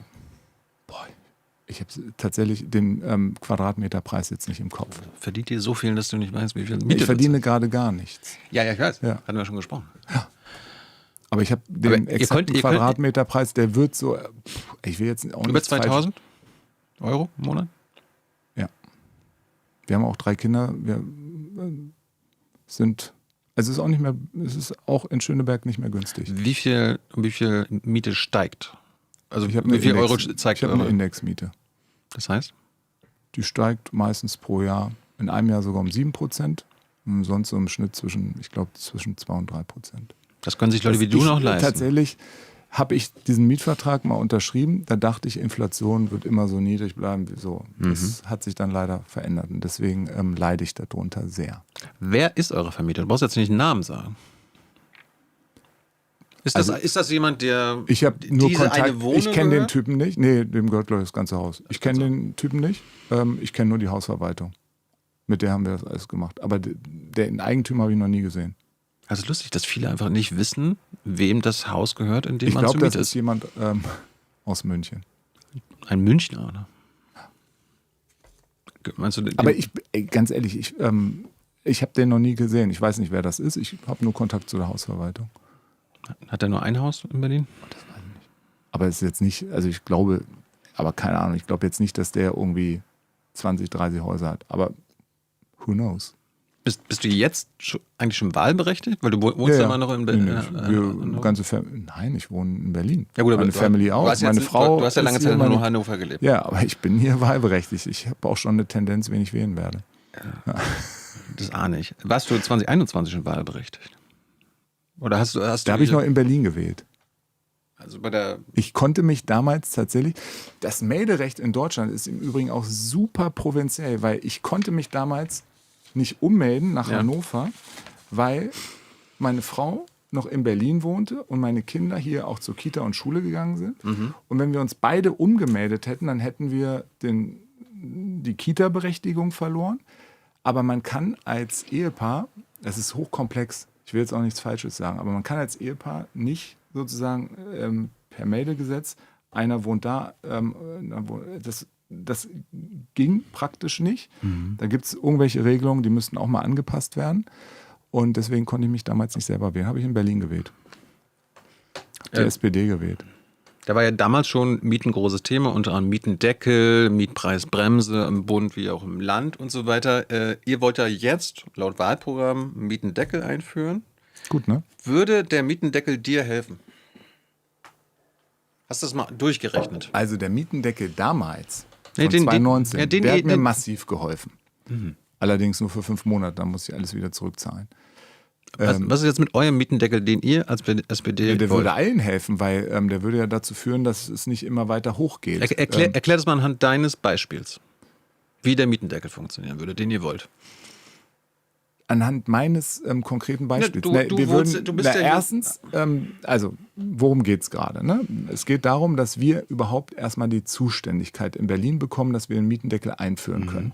Also ich sage ja aktuell, ich will nicht mehr, dass die Bundesregierung dafür zuständig ist, sondern jedes Land selber. Und ich verstehe auch gar nicht, warum das andere Ministerpräsidenten nicht wollen, weil es ist die entscheidende soziale Frage in der Zukunft, ob man noch bezahlbaren Wohnraum hat. Deswegen würde ich sagen, ich trete hier als regierender Bürgermeister an, will ich auch selber dafür verantwortlich sein. Und die konkrete Ausgestaltung, die kann auch, ehrlich gesagt, sich ein bisschen unterscheiden. Aber sie würde mir natürlich auch helfen, weil die Mieten nicht immer weiter steigen können. Erklär mal, wie Aber- das funktioniert. Erklär mal einen Mietendeckel. Wie soll das funktionieren? Ne, wir führen den Mietendeckel, also wie gesagt, ne, wir werden dann auch, wenn wir die Zuständigkeit haben, wir werden es nicht vermutlich so machen, wie wir es 2019 gemacht haben, dass man auch bestehende Mietverträge so gestaltet, dass dann es eine Absenkung gibt. Das wird vermutlich nicht funktionieren. Warum? Ne, da gab es auch damals juristische Bedenken. Also zum Beispiel bei mir hat sich der Mietpreis, glaube ich, fast um ein Drittel verringert oder noch Ein mehr. voller Erfolg, ja. So. Ja, wie gesagt, ich musste ihn nach 5 Monaten wieder zurückzahlen. Deswegen war es nur eine kurze Freude. Das wird vermutlich nicht gehen. Aber es geht darum, dass wir bei neuen Mieten, dass wir da eben keine drastischen Erhöhungen mehr haben werden und dass wir auch bei den Mieten, die wir jetzt haben, nicht ständige Erhöhungen haben werden, so wie das aktuell der Fall ist. Ich war neulich gerade in einem Teilbezirk in Reinickendorf, die haben allein in den letzten 6 Jahren 88% Mietsteigerung gehabt. Und das ist dann mit einem Mietendeckel nicht mehr möglich. Und das würde bei mir jetzt nicht eine Absenkung des Mietpreises zur Folge haben, aber nicht mehr eine ständige Erhöhung. Aber das Problem für die meisten Berliner scheint ja nicht nur zu sein, dass die Mieten nicht weiter steigen sollten, sondern dass die Mieten jetzt schon zu hoch sind. Also sollte doch dann das politische Ziel sein, die Mieten zu senken. Das würde mit eurem Mietendeckel jetzt nicht funktionieren. Bei dem Senken ist ja unser Ansatz, dass wir einen Mietenkataster einführen. Hört sich jetzt mega bürokratisch an. Hättet ihr alle schon machen können? Wir hätten die Linken auch schon machen können, haben sie auch nicht. Wir hatten ja 7 Jahre das Ressort, haben wir auch nicht gemacht. Ihr seid schon länger hier dabei. Ja, aber jetzt haben wir es gemacht. Und ich gucke ja in die Zukunft. Ne? Ich kann jetzt nicht, also ja, mag sein, dass wir das schon vor 10 Jahren hätten machen können, aber wir haben es jetzt entschieden. Und es hat keine andere Regierung gemacht, sondern auf Druck der SPD ist Mietenkataster eingeführt. Das wird für absolute Transparenz auf dem Wohnungsmarkt sorgen. Und das heißt, wie so ein Radar, man sieht, wo Abzocke betrieben wird. Und deswegen wird es schon automatische Senkungen geben in den nächsten Monaten, weil natürlich die Vermieter wissen, wo sie Abzocke betreiben. Und sie wissen, wenn das Mietenkataster erstmal kommt, und ich fange ja schon dann, das ist ja mein Vorschlag, am 1.1. mit sogenannten Mietenpolizisten an, dann werden sie richtig Bußgelder zahlen müssen. Das kann bis zu 100.000 Euro bedeuten. Und deswegen wird es nach und nach Absenkungen geben. Wir sehen ja gerade, auch das hat die SPD gemacht, keine andere Partei. Wir haben Mietenscan gemacht im Netz bei den Inseraten. Bei den Inseraten, die es gibt, haben wir uns mal angeguckt, welche halten sich eigentlich an die Regeln. Und ich glaube, rund 46% waren rechtswidrig. Das ist noch keine Straftat, weil es halt nur ein Inserat ist, noch kein Mietvertrag. Ich glaube, die Linken haben noch mehr rausgefunden. Die haben ja, ja, aber das Problem ist, diese App, die hilft nicht. Wir haben eine offizielle Mietpreisprüfstelle eingeführt, haben im Übrigen auch nicht die Linken gemacht. Wir brauchen die Linken nicht, um gute Wohnraumpolitik in Berlin zu machen. Reden wir gleich gern nochmal drüber. Und bei der Mietpreisprüfstelle kann man von offizieller Seite sehen, ob der Vertrag rechtswidrig ist oder rechtskonform ist. Und dann muss eingegriffen werden. Und im Übrigen ist da ganz wichtig, dass wir dann die Mieterinnen und Mieter unterstützen bei der Auseinandersetzung mit dem Vermieter. Denn ganz viele haben ja die Angst, also man sieht dann schwarz auf weiß, Mietvertrag ist rechtswidrig. Die wenigsten gehen dann damit aber zum Vermieter und sagen, hier, dein Mietvertrag ist rechtswidrig, weil sie Angst haben, dass der dann sagt, gut, klar. Eigenbedarf. Klar. So, und da muss dann das Land unterstützen. Das ist im Übrigen auch keine Neuerfindung. Ne? Ich war in Paris bei der Stadtverwaltung. Die haben das alles gemacht. Die haben das tatsächlich schon vor ein paar Jahren gemacht. Hätten wir auch machen können. Aber ganz ehrlich, die SPD war nicht allein da. Die Linken, weißt du, wie viele Jahre die in den letzten 25 Jahren hier mitregiert haben in Berlin? Weniger als ihr. 17. Haben die alles richtig gemacht? Die meisten Mietpreise oder die stärksten Mietpreiserhöhungen waren auch in der Zeit, als eine linke Bausenatorin gab. Ihr habt zusammen hier in Berliner Wohnung verschärft. Ja, ich sage, war ein Fehler. Ich würde mir ein bisschen Demut auch mal bei den anderen Parteien wünschen. Also ich stelle mich ja nicht hin und sage... Mit denen rede ich über deren Probleme, genau. Keine Sorge. Ja, aber ich will das auch mal sagen, dass ein bisschen plump einfach zu sagen, so weht uns, auf Knopfdruck wird alles gut. So leicht ist es in der Politik nicht. Und ich sage ganz klar, wir haben Fehler gemacht, aber wir haben daraus gelernt und ich finde, die letzten 3 Jahre waren durchaus gute Jahre für die Wohnraumentwicklung. Du hast jetzt gerade schon eure Mietpolizei angesprochen. Werden wir jetzt mal grundsätzlich. Haben wir in Sachen Mieten und Wohnen ein Kontroll- oder ein Eigentumsproblem in Berlin? Was meinst du mit Eigentumsproblem? Wir haben ein Kontrollproblem auf jeden Fall. Warum? Warum kein Eigentumsproblem? Wir haben viele, also ich habe auch nichts dagegen, wenn es mehr Eigentum gibt. Ne? Also wir haben ja die geringste Eigentumsquote. Ich weiß, du meinst was anderes, ne? Vermutlich. Haben wir ein Problem mit den Leuten, denen diese Wohnungen gehören? Nein, wir haben ein Problem damit. Oder haben wir ein Problem, sie zu kontrollieren? Wir haben ein Problem damit, für Recht und Ordnung auf dem Wohnungsmarkt zu sorgen. Und deswegen habe ich auch eine klare Position zum Thema Enteignung. Da wirst du ja vermutlich gleich zu kommen. Ich habe Ungerechtigkeitsempfinden, wenn ich denjenigen, die jetzt über viele Jahre die Mieterinnen und Mieter abgezockt haben und das Ganze 2009 für wirklich wenig Geld hier bekommen haben in diesem Land. Wenn wir denen jetzt noch Milliarden geben als Entschädigung, ich will lieber Geld von denen. Ich will, dass die richtig Bußgelder haben, dass Schluss mit lustig ist. Und das ist es. Ab 1.1.27 kommen die Mietenpolizisten und die werden sich die Mietverträge angucken. Und dann ist, ich will jetzt gar nicht einzelne Unternehmen nennen, ob das Vonovia, Heimstaden, was auch immer ist, das wird ein Ende haben, weil wir das zu wenig kontrolliert haben in den letzten Jahren und das wird geändert. Und ich bin mir sicher, das wird auch viel mehr Menschen helfen, weil es gibt auch diese Kleinvermietung, wo auch Abzocke betrieben wird. Schön. So, kennen wir alle. Und da hilft nicht das Enteignungsgesetz, sondern da helfen die Instrumente, die wir jetzt auf den Tisch gelegt haben. Ich bin der festen Überzeugung, dass wir jetzt bessere Instrumente haben als 2021 und dass wir dadurch deutlich mehr Menschen helfen. Dieses Mietenkataster gilt für 1,8 Millionen. Das hilft deutlich schneller, deutlich mehr, ist günstiger und bringt sogar noch Geld, weil die Bußgelder werden knallhart sein. Warum haben wir kein Eigentumsproblem? Warum ist es kein Problem, dass Konzerne wie Vonovia 130... Das würde ich so ja auch nicht sagen. Ich würde schon gerne wir haben Konzerne wie Vonovia, denen gehören ungefähr 130.000 Wohnungen in Berlin. Wir können gleich mal über andere Player reden, die auch Tausende meistens so an Wohnungen 25.000, 30.000. Warum ist das das Grundproblem? Dass einzelne Unternehmen... Doch, das ist ein Problem. Ich habe auch keinen Bock auf Profit. Das ist die soziale Aufgabe. Ich habe da auch keinen Bock drauf. Ja, aber ich habe ein Ungerechtigkeitsempfinden, denen jetzt noch Milliarden zu geben. Und ich will das gemeinwohlorientiert gestalten. Deswegen sage ich ja auch, für all das, was wir jetzt neu bauen, will ich insbesondere das über die Landeseigenen bauen, weil ich will mehr in Landeshand haben. So wie das Wien auch macht. Die haben eine höhere Quote an Wir haben, glaube ich, rund 400.000 landeseigene Wohnungen. Ich will die immer weiter steigern. Aber ich will es nicht... Die Konzerne, ich bin mir ziemlich sicher, die hätten gar nichts dagegen. Die würden das Geld nehmen und sich an anderen Orten neue Sachen kaufen. Und die wehren sich mit Händen und Füßen, dass hier nicht vergesellschaftet wird. Ist so.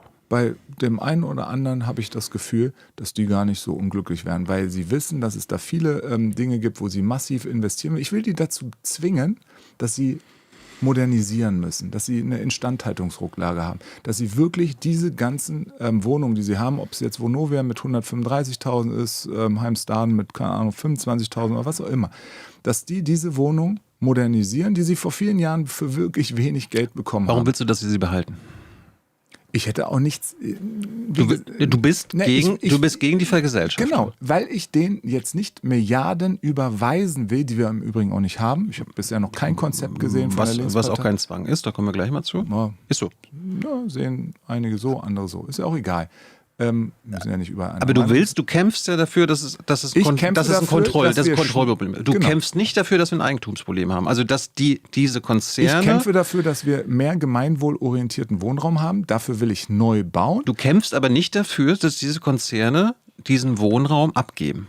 Genau. Ich will die dazu zwingen, dass sie diesen Wohnraum modernisieren, instand halten und kostengünstig an die Mieterinnen und Mieter weitergeben. Damit kämpfst du aber auch dafür, dass weiter mit Berliner Boden und Berliner Wohnraum spekuliert werden kann, weil das ist die Tatsache. Können die ja deutlich weniger, wenn wir sie kontrollieren und wenn diese Abzocke ein Ende hat. Das könnten sie aber noch viel besser, oder das könnten sie noch viel besser nicht, aber wir haben den Fehler gemacht. Wir haben den Fehler gemacht 2009. Das ist der Kernfehler. Wir hätten es nicht verkaufen dürfen.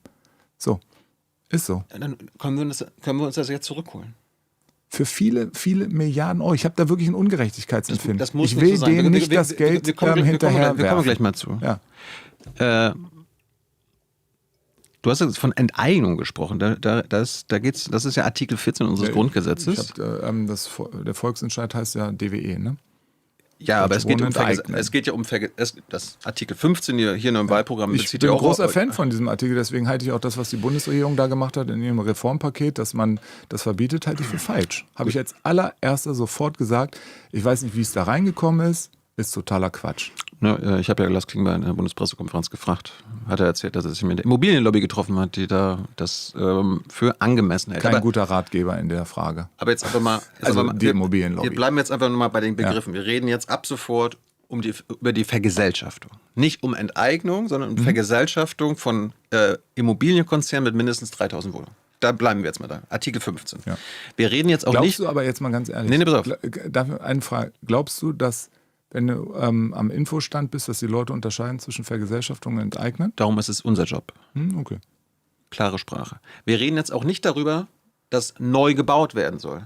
Wir reden jetzt, das sind zwei Paar Schuhe. Ja, bei Vergesellschaftung geht es nicht darum, dass neue Wohnungen entstehen, dass wir zu wenige Wohnungen haben. Das habe ich auch nie gesagt. Nee, aber es machen ja viele andere Player hier im Wahlkampf, die ja tun so, bei der Vergesellschaftung sagen sie, entsteht keine neue Wohnung, wo man sagen würde, das ist faktisch nicht falsch, aber hat mit dem, da würde ich dir recht geben, hat mit dem Thema nichts zu tun. Das sind aber nur für unsere Zuschauer. Genau. Das sind zwei Paar Schuhe. Wir Absolut. reden nicht darüber, Mensch, dass, dass mehr gebaut werden soll, dass mehr sozialer Wohnungsbau passieren soll, dass wir Wohnraummangel haben. Wir reden über die Vergesellschaftung.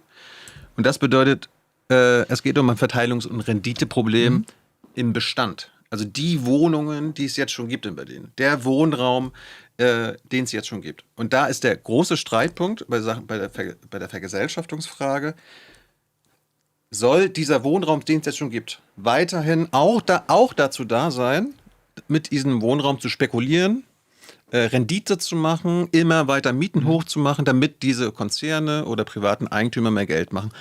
Oder dass es bei diesen Wohnungen, die es jetzt schon gibt, darum geht, dass die Menschen bezahlbar mit Wohnraum versorgt werden. Das ist jetzt, da sind wir uns einig, dass es darum geht. Genau. Im Übrigen, die vorherige Landesregierung, ich glaube auch Rot-Rot-Grün überwiegend, hat ja auch Wohnbestände zurückgekauft. Ne? Das finde ich auch völlig, also weil wir müssen... Deutsche Wohnungen haben ein bisschen verscherbelt, ihre alten Scheißwohnungen. Ne? Ja, ist so. Ja, genau. Also wie gesagt, aus meiner Sicht ist der Fehler dann in den Jahren passiert, als wir das Ganze verscherbelt haben. So. Und ich sage ja auch, wir brauchen mehr landeseigenen Wohnungsbesitz, so wie das andere Städte auch vormachen. Aber du sagst nicht, dass wir weniger privaten Eigentum brauchen. Privaten Eigentum von Konzernen oder Einzelpersonen? Ich würde mir zum Beispiel, ich habe nichts gegen, unterscheide ich mich auch zu der Linken, ne, die sagen, Eigentum macht hässlich und so weiter. Ne? Nein, sage ich nicht. Niemand hat was gegen Leute, die ein oder zwei Eigentumswohnungen haben. Die Linken schon. Ne? Also gut, aber der saß neben mir beim Podium und sagt, jeder Eigentümer ist Mafiosi. So. Gut. Ja. Ist nicht meine Position. Darum geht es jetzt aber nicht. Ich weiß. Es geht jetzt darum, ich wollte es trotzdem einmal gesagt haben. Juristische Personen, also Firmen, Konzerne, auch reiche Menschen, die hunderte Wohnungen haben, tausende Wohnungen. Ja. Die können, doof. Ich will das auch nicht. Die können die nicht nutzen. Ja. Also die können darin nicht leben. Ja. Die können vielleicht in einer oder zwei leben, aber die meisten, damit verdienen sie Geld. Darum geht es jetzt. Genau. Ich will auch nicht, dass die ihren Aktionären da irgendwie hunderte Millionen, ich glaube, Vonovia hat im letzten Jahr einen operativen Gewinn von, keine Ahnung, 2,8 Milliarden gemacht. Will ich auch nicht. Finde ich auch scheiße. Sage ich ganz offen. Finde ich nicht gut, aber ich glaube nicht an dieses Konzept. Ich will das anders lösen. Und wir werden dafür kämpfen, dass wir nach und nach auf Wohnraum zurückkaufen und dass wir vor allem mehr in Landesbesitz bauen. Das können wir alles machen. Ich glaube nur nicht, dass wir mit einem Schlag 135.000 oder 200.000 Wohnungen enteignen können, weil uns auch das Geld dafür fehlt. Und ich kenne auch die Berechnung. Ich habe mit der Initiative gesprochen. Ich glaube, ich habe auch demnächst wieder einen Termin mit denen. Und ich finde das Ziel von denen auch nachvollziehbar. Ich teile das, dass wir einen anderen Wohnungsmarkt brauchen. Ja, so pass auf. Ich hatte mit 2021 gefragt. Da warst du hier wahlberechtigt. Wie hast du bei dem Volksentscheid Deutsche Wohnen enteignen abgestimmt? Ich meine, ich habe dagegen gestimmt. Aber damit warst du. Ich war da voll im Wahlkampf in einer anderen Stadt. So, ich kann es dir nicht mehr. Ich weiß, ich war da in Minderheit. Du warst in der Minderheit, weil 60% der Berliner, die da abgestimmt haben, haben sich für den Volksentscheid abgestimmt. Das ist 59%. Der Souverän hat entschieden. Deutsche Wohnen, also diese Vergesellschaftung von Konzernen mit mindestens 3.000 Wohnungen, soll stattfinden. Der Auftrag ging an den Senat, dass sie ein Gesetz erarbeitet. Das ist seitdem nicht passiert. Die SPD war seitdem an der Regierung. Das sind die Fakten. Stattdessen hat auch die SPD eine Expertenkommission eingesetzt. Das war Hertha Dorbler-Melin und so weiter. Ne? Da konntet ihr aussuchen, wer da reinkommt. Die wurde 2022 eingesetzt. Im Juni 2023 hat diese Expertenkommission von euch eingesetzt ein Ergebnis vorgetragen. Das Ergebnis war, dass Vergesellschaftung das beste Mittel ist, um den Mietenmarkt zu regulieren. Das ist eure Expertenkommission gewesen. Ich glaube schon, dass sie unabhängig war, ne, will ich einmal sagen. Ja, aber sie wurde von euch eingesetzt. Nö, ist auch völlig okay. Sie hat unter anderem gesagt, haben jetzt nicht das aufgeschrieben, was wir ihnen diktiert haben oder so. Nö. Das sind eigenständige Menschen gewesen, die sich Gedanken gemacht haben. Ja, aber anstatt den Volksentscheid umzusetzen, habt ihr gesagt, wir spielen mal auf Zeit, wir machen hier mal eine Kommission, prüfen das alles mal. Die haben geprüft und sind zum Ergebnis gekommen, all das, was im Volksentscheid zur Wahl stand, ist möglich umzusetzen. Das ist sogar das beste Mittel, um den Mietenmarkt zu regulieren. Sie haben gesagt, es gibt keine grundsätzlichen Hindernisse zur Umsetzung des Volksentscheids. Die Vergesellschaftungsschwelle von 3.000 Wohnungen ist gar kein Problem. Also diese Schwelle, dass es zu viel oder zu wenig ist. Und auch, so wie du es ein bisschen suggeriert hast, dass diese Immobilienkonzerne zum Beispiel mit Marktwert entschädigt werden müssen oder also Kann auch unter Verkehrswert sein. Das muss auch nicht. Sie haben gesagt, es kann zu einem nominellen oder symbolischen Entschädigungswert sein. Und das kann zum Beispiel auch 1 Euro sein. Haben Sie gesagt? Ja. Das kann so sein. Wenn man eine 10-jährige juristische Auseinandersetzung möchte, und die würde es geben. Könntet ihr ja wollen. Ich habe mich ja auch nie hingestellt und habe gesagt, dass das nicht geht. Ich habe gesagt, ich halte das für nicht den richtigen Weg. Und zwar aus folgenden Gründen. Erstens, weil es sehr, sehr viel Geld kosten würde. Das haben die auch nicht in Frage gestellt. Stellt auch die Initiative nicht in Frage. Die sprechen, glaube ich, von 8 bis 13,7 Milliarden. Es muss aber nicht viel Geld kosten. Ja, im Übrigen, die linke Senatorin im Jahr 2020 hat auch Berechnungen vorgelegt.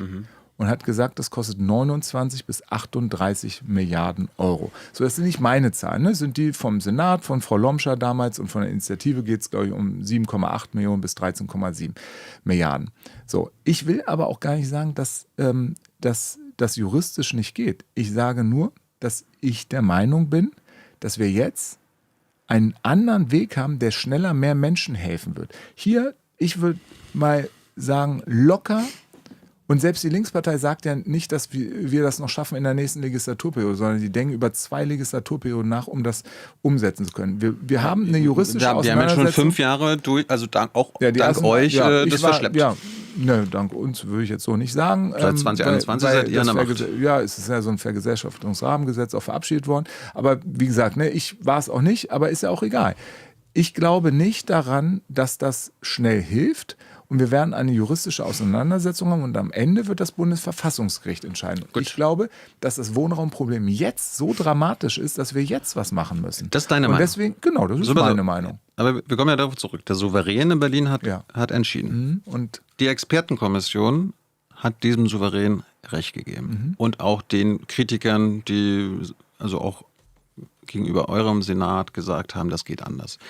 Der DGB Berlin ist jetzt nicht dafür gefürchtet, mit Grünen oder Linken gemeinsame Sache zu machen, sondern mit der SPD verbandelt. Nein, das will ich jetzt noch nicht. Ja, sagen wir mal der DGB Berlin, der Deutsche Gewerkschaftsbund. Aber das ist jetzt, die sind schon sehr unabhängig und die kritisieren uns auch. Also die haben mich auch schon massiv kritisiert. Lass mich mal kurz ausreden. Der DGB Berlin hat sich dafür ausgesprochen, diesen Volksentscheid umzusetzen. Der Berliner Mietenverein, auch eher SPD-nah. Ist übrigens der einzige Mieterverein deutschlandweit, die für Enteignung sind. Alle anderen Mietervereine in allen anderen Städten in Deutschland sind dagegen. Wir reden, aber wie gesagt, wir reden von der Deutsche Mieterverband und die Vorsitzende ist auch dagegen. Ich wollte es nur gesagt. Ich sage nur Berliner Mietenverein, der DGB Berlin, eure Expertenkommission sowie der Souverän haben klar was gesagt. Jetzt kommen wir mal zu deiner Partei.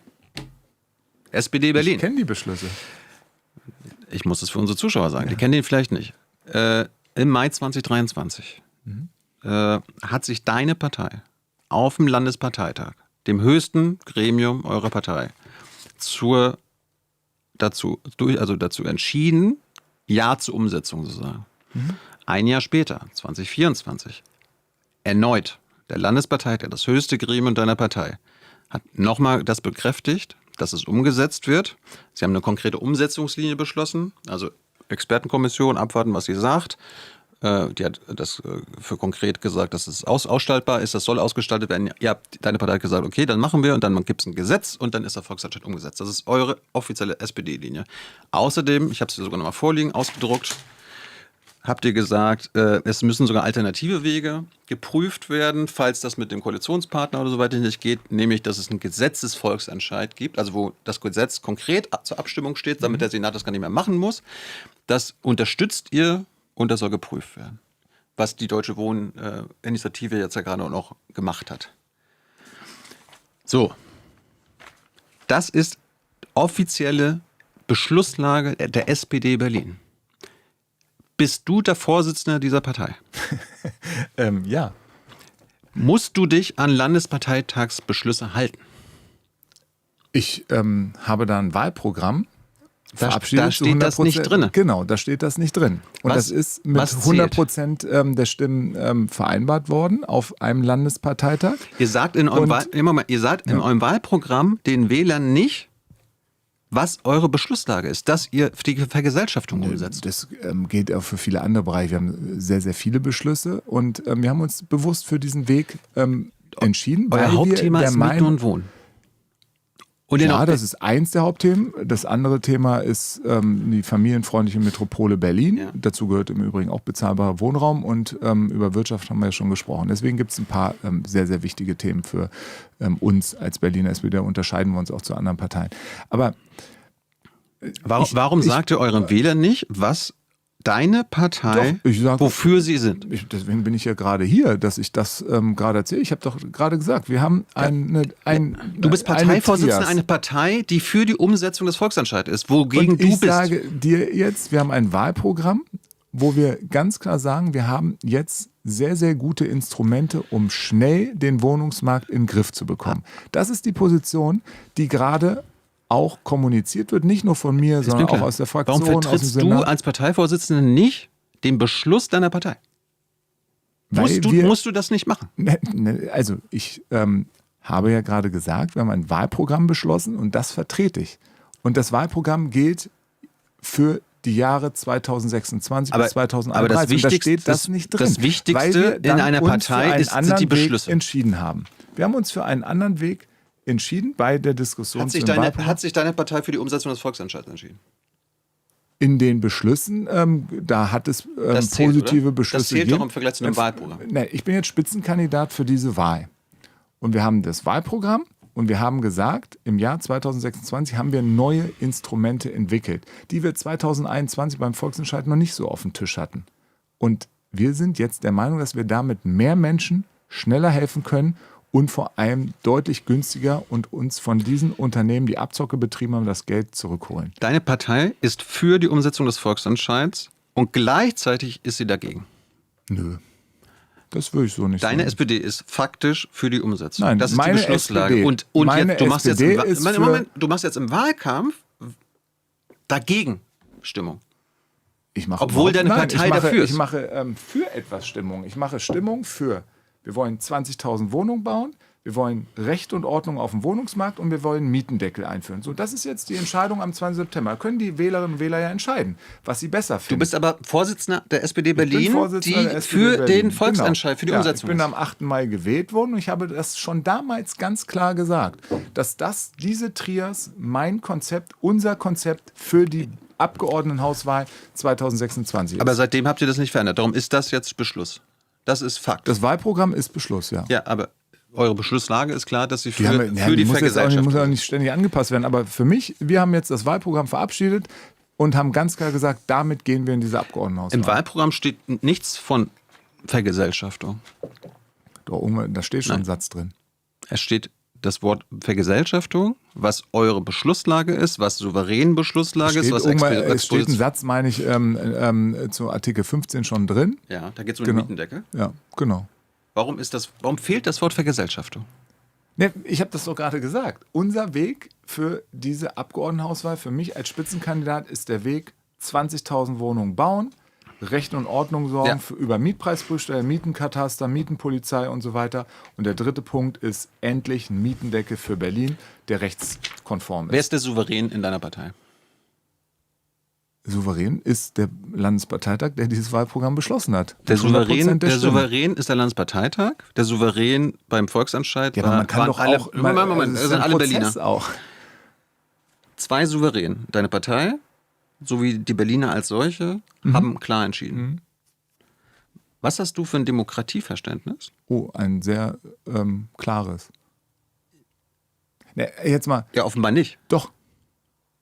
Du bist gegen. Aber es heißt auch nicht, wenn Du es bist einen du Volksentscheid bist gegeben hat, dass man dagegen? nicht 5 Jahre später auch nochmal zu einem anderen Ergebnis kommen kann. Im Übrigen will ich einmal sagen, Deine Partei hat es hat auch schon 2024 das es entschieden. hat auch schon für die Offenhaltung Tegel ein klares Votum der Bevölkerung gegeben. Auch da wurde dem nicht gefolgt. Das vergisst die Linkspartei immer gerne, weil sie auch dabei war und will davon nichts wissen, weil sie jetzt jeden Tag erzählt, dass nur die SPD sich nicht an so etwas hält. Es ist falsch.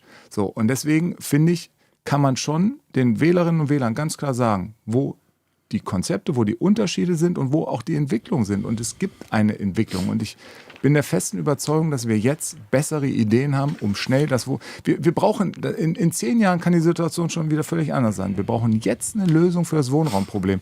Und ich glaube, dass wir da deutlich schneller sind. Ich meine, wir sehen das doch jetzt schon bei den Diskussionen.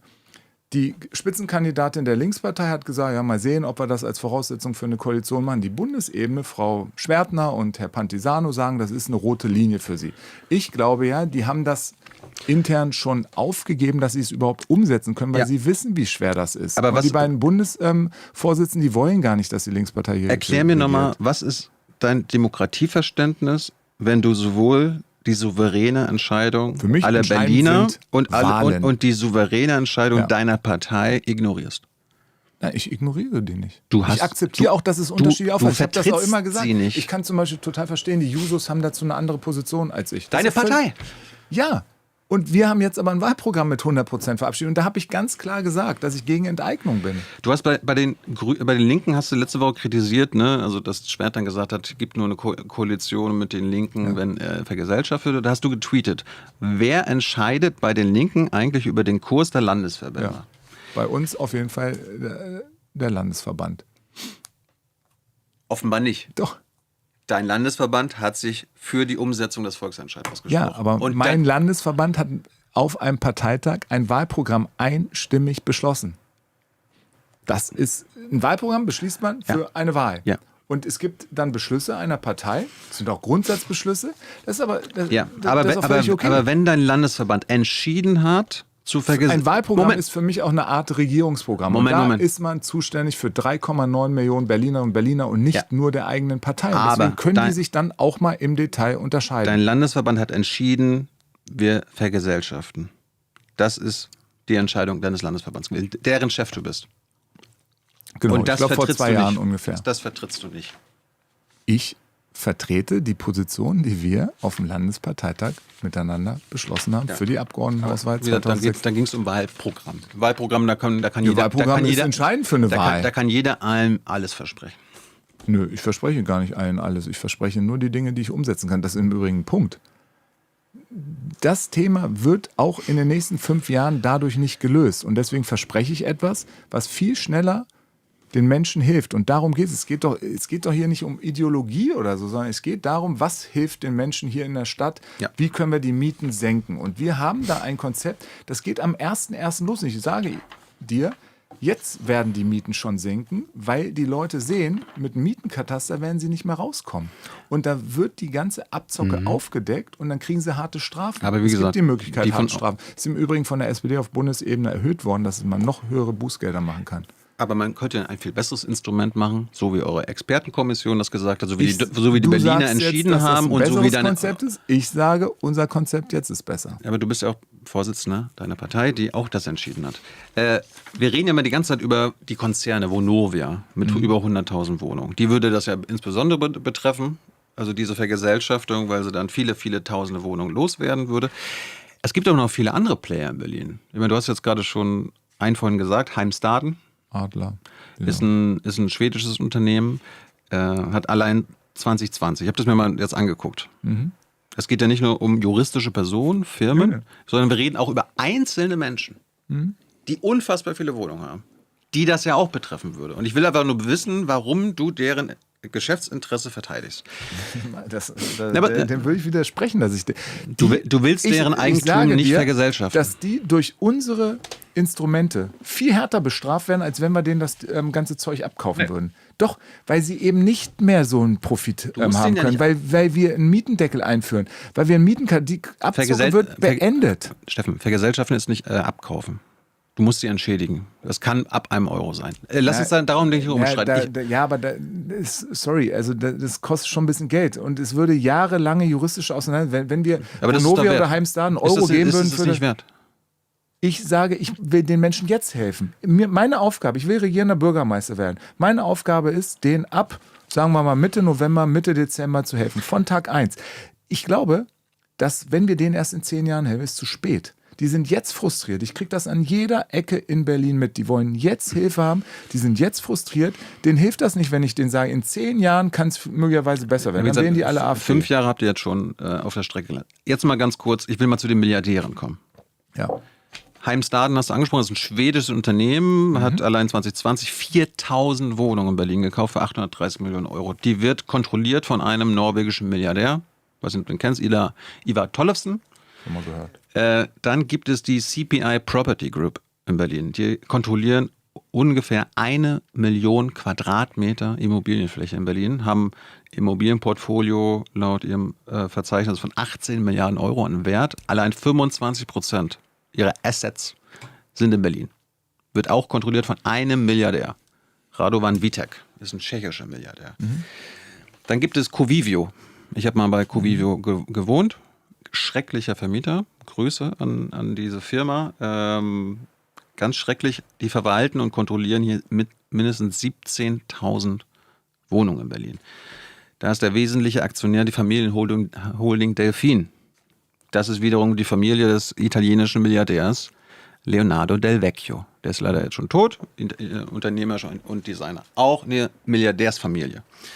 Dann gibt es die britische Milliardärsfamilie Pierce. Besitzt mindestens, laut Tagesspiegel, 3.000 Wohnungen in Berlin. Eine britische Familie. Dann gibt es Kurt Krieger. Ist, glaube ich, immer noch laut Forbes Milliardär.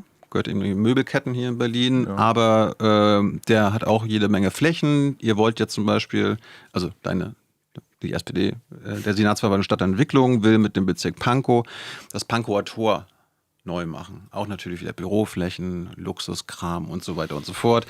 Da ist ein Milliardär im Spiel. Dann gibt es den Milliardär Nikolaus Berggrün, auch ein Halbdeutscher. Seine Holdings haben ja auch ein Gesamtvermögen von 2,9 Milliarden. Die kontrollieren Wohn-, Büro-, Immobilien, Gewerbeimmobilien, unter anderem auch Mietshäuser, Gewerbehöfe oder Café Moskau. Gehört denen hier. Dann gibt es Harald Huth, kennst du vielleicht auch? Jede Menge Einkaufszentren hier in Berlin. Auch Milliardär. Dann gibt es hier zum Beispiel Familienstiftung Becker und Kries, denen gehören in Berlin und im Umland 3.000 bis 4.000 Wohneinheiten. Und dann gibt es noch den ganz berühmten oder berühmt-berüchtigten Immobilienspekulanten Giora Padowitz. Ich weiß nicht, ob du schon mal von gehört hast. Gehört, ja. Der zockt die Leute richtig ab, auch alles meistens legal. Wenn, dann müssen sie sich mal vor Gericht wehren.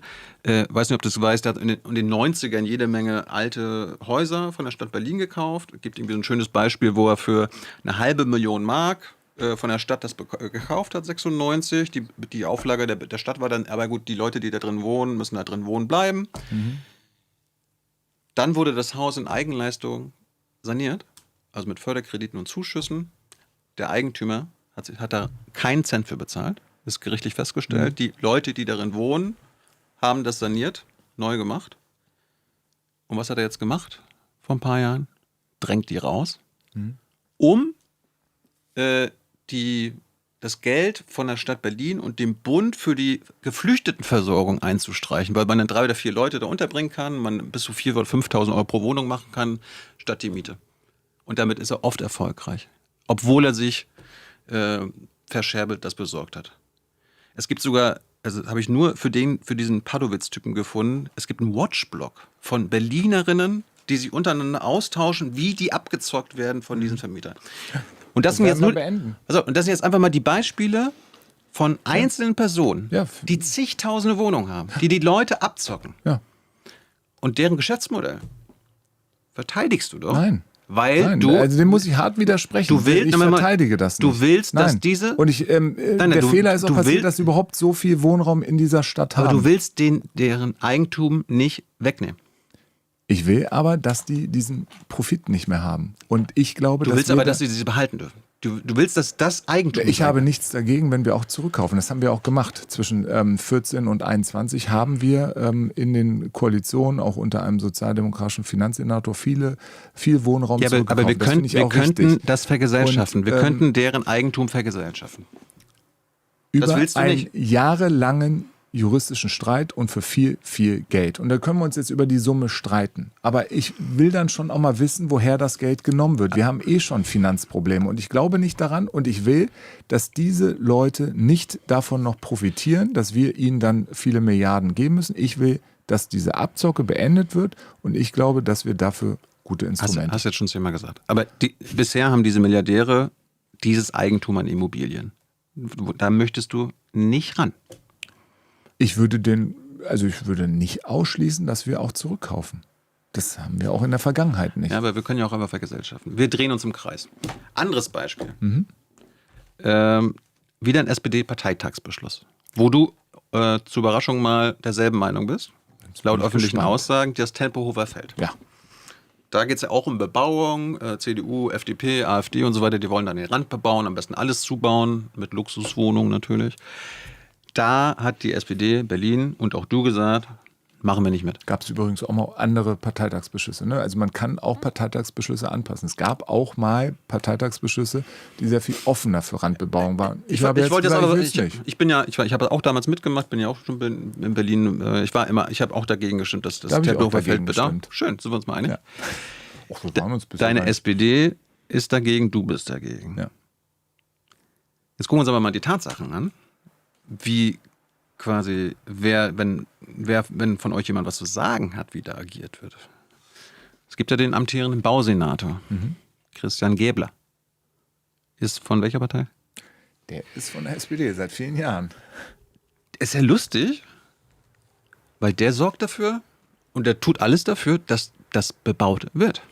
Der hat sogar Optionen prüfen lassen, Ideen prüfen lassen. Ja, es gab ein Konzeptverfahren. Es gibt, glaube ich, 6 unterschiedliche Konzepte. Der macht Davon gibt es auch 2, 3, der macht das, was die gibt. CDU, FDP und die Industrie in Berlin möchte. Aber wir haben jetzt da einen klaren Beschluss in diesem Wahlprogramm, klare Aussage.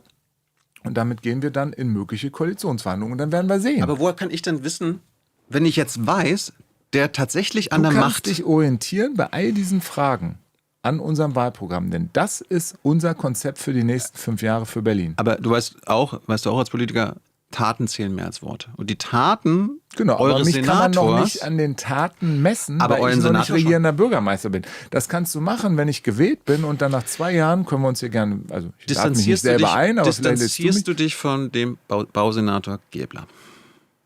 Nee, der was anderes macht. Der hält sich nicht an euren Parteitagsbeschluss. Nein. Also erstens ist das Konzeptverfahren schon vor 3 Jahren begonnen worden, die Ergebnisse kamen, unser Wahlprogramm ist danach beschlossen worden. So.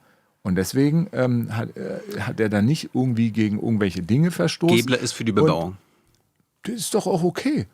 Das ist doch völlig okay. Ich bin Mitglied der SPD, bin Landesvorsitzender. Das heißt doch nicht, dass alle immer 100% einer Meinung sein müssen. Wir sind eine demokratische Partei, das ist völlig okay. Ja, es gibt vermutlich noch andere in der SPD. Mitglied eurer Partei. Woher kann ich sicherstellen, dass die Leute, die dann in der Regierung sind bei dir, sicher sein, das macht, was ihr wollt? Das zählt, was im Wahlprogramm steht. Das ist das, was zählt. Und das gilt für alle die Themen, die wir gerade diskutiert haben. Das heißt aber doch nicht, dass Christian Gäbler nicht auch sagen kann, Steffen, da bist du auf der falschen Fährte und ich sehe das anders, ich würde das gerne belohnen, das ist völlig okay.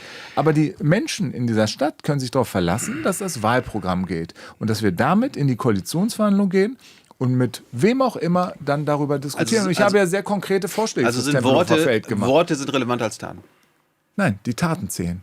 Und die Taten eures Bausenators sprechen eine andere Sprache? Dieses Konzeptverfahren ist vor vielen Jahren gestartet worden und dann sind irgendwie die 6 unterschiedlichen oder 5, weiß ich jetzt nicht, unterschiedlichen Konzepte vorgelegt worden. Da sind im Übrigen auch nicht alle mit Randbebauung. Es gibt auch welche, da gibt es keine Randbebauung. So, und dann haben wir am 9. Mai unser Wahlprogramm beschlossen und das zählt jetzt für die Zukunft. Das verspreche ich allen Berlinerinnen und Berliner. Daran halten wir uns, da gibt es auch nicht irgendwie groß was dran zu rütteln. Damit gehen wir in Koalitionsverhandlungen. Letztes Thema, damit noch zu Publikumsfragen kommen, Kultur.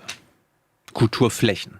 Aber erstmal mal grundsätzlich, du bist ja der regierende Bürgermeister auch für Kultur zuständig. Warum gibt es überhaupt Kultur in Berlin? Für wen ist das da? Für alle.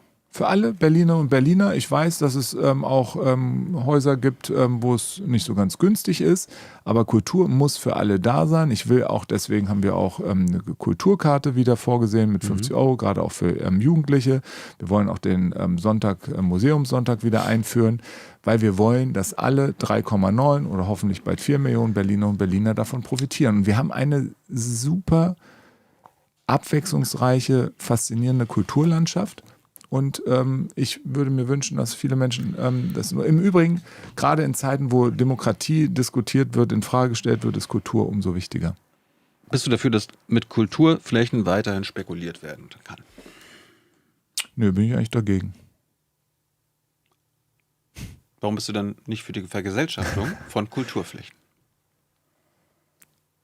Ich weiß jetzt nicht, welche du genau meinst, aber es hat zum Beispiel gestern gerade es gab jetzt gestern gerade eine Einigung auch fürs RW-Gelände, Yes. Genau. Und ich hatte den Eindruck, dass sehr viele damit sehr einverstanden sind. Die Kulturtreibenden nicht. Okay, dann sind die Informationen bei mir anders angekommen, weil also der Bezirksstadtrat aus Kreuzberg, der ist jetzt nicht dafür. Die konnten noch nicht mal mitreden. Der Bezirksstadtrat aus Kreuzberg, Herr Schmidt, hat sich da auch sehr positiv geäußert. Ist jetzt nicht dafür bekannt, dass er irgendwie auf Seite der Investoren ist. Ja. Es gab ein längeres Verfahren. Aber wenn die Kultur damit nicht einverstanden, dann höre ich mir das gern an. Ich hatte gestern die Information, dass es sehr viel positive Rückmeldungen gibt, aber ich bin gerade fast 24/7 unterwegs. Ich habe noch nicht mit den Kulturschaffenden, ich war da schon häufig, habe auch mit Einzelnen gesprochen. Ich werde mich da sehr gerne mit denen unterhalten und gucken, ob es auch aus ihrer Sicht okay ist. Aber nur grundsätzlich für unser Publikum, also es gibt eine Menge Clubsterben, also gerade so Nachtclubs, weil die sterben, weil sie unter anderem sich die Miete nicht mehr leisten können, weil sie rausgedrängt werden für Büroflächen, Luxuswohnungen und so weiter. Und das ist das RW-Gelände, ist jetzt ein konkretes Beispiel an der Warschauer Straße. Ja. Da geht es darum, dass 130.000 Quadratmeter auch wieder einer Immobiliengruppe gehören, der Kurt Immobiliengruppe. Und die hat mit der Stadt Berlin als Pächter verhandelt, wie das jetzt bebaut werden soll. Weil, und das ist jetzt das Ergebnis, sie dürfen auf dieser Fläche jetzt Büroflächen bauen. Ich glaube, Büroflächen, ehrlich gesagt, haben wir genug. Ja, wir haben 1,8 Millionen Quadratmeter freie Büroflächen. Finde ich auch nicht gut. Wir haben genug Büroflächen. Was der aktuelle Senat dafür gemacht hat, es sollen Büroflächen entstehen und 300 Wohnungen und nur ein Bruchteil davon Sozialwohnungen, der Rest soll Luxuswohnungen sein. Stattdessen müssen dann diese Clubs und Kulturbetreibenden entweder weichen oder mit jede Menge Geld zahlen. Damit macht diese Immobiliengruppe mit Kulturflächen jetzt eine Menge mehr Rendite und eine Menge mehr Geld. Gut. Das ist gut. Sage ich dir, nein, verspreche ich dir oder verspreche ich hier auch allen, die zuhören. Ich gucke mir das sehr gerne nochmal an. Wie gesagt, ich habe die Pressemitteilung, ich glaube, sie kam vorgestern Abend von der Senatsverwaltung, von dem Bezirk, von Herrn Schmidt und von dem Investor.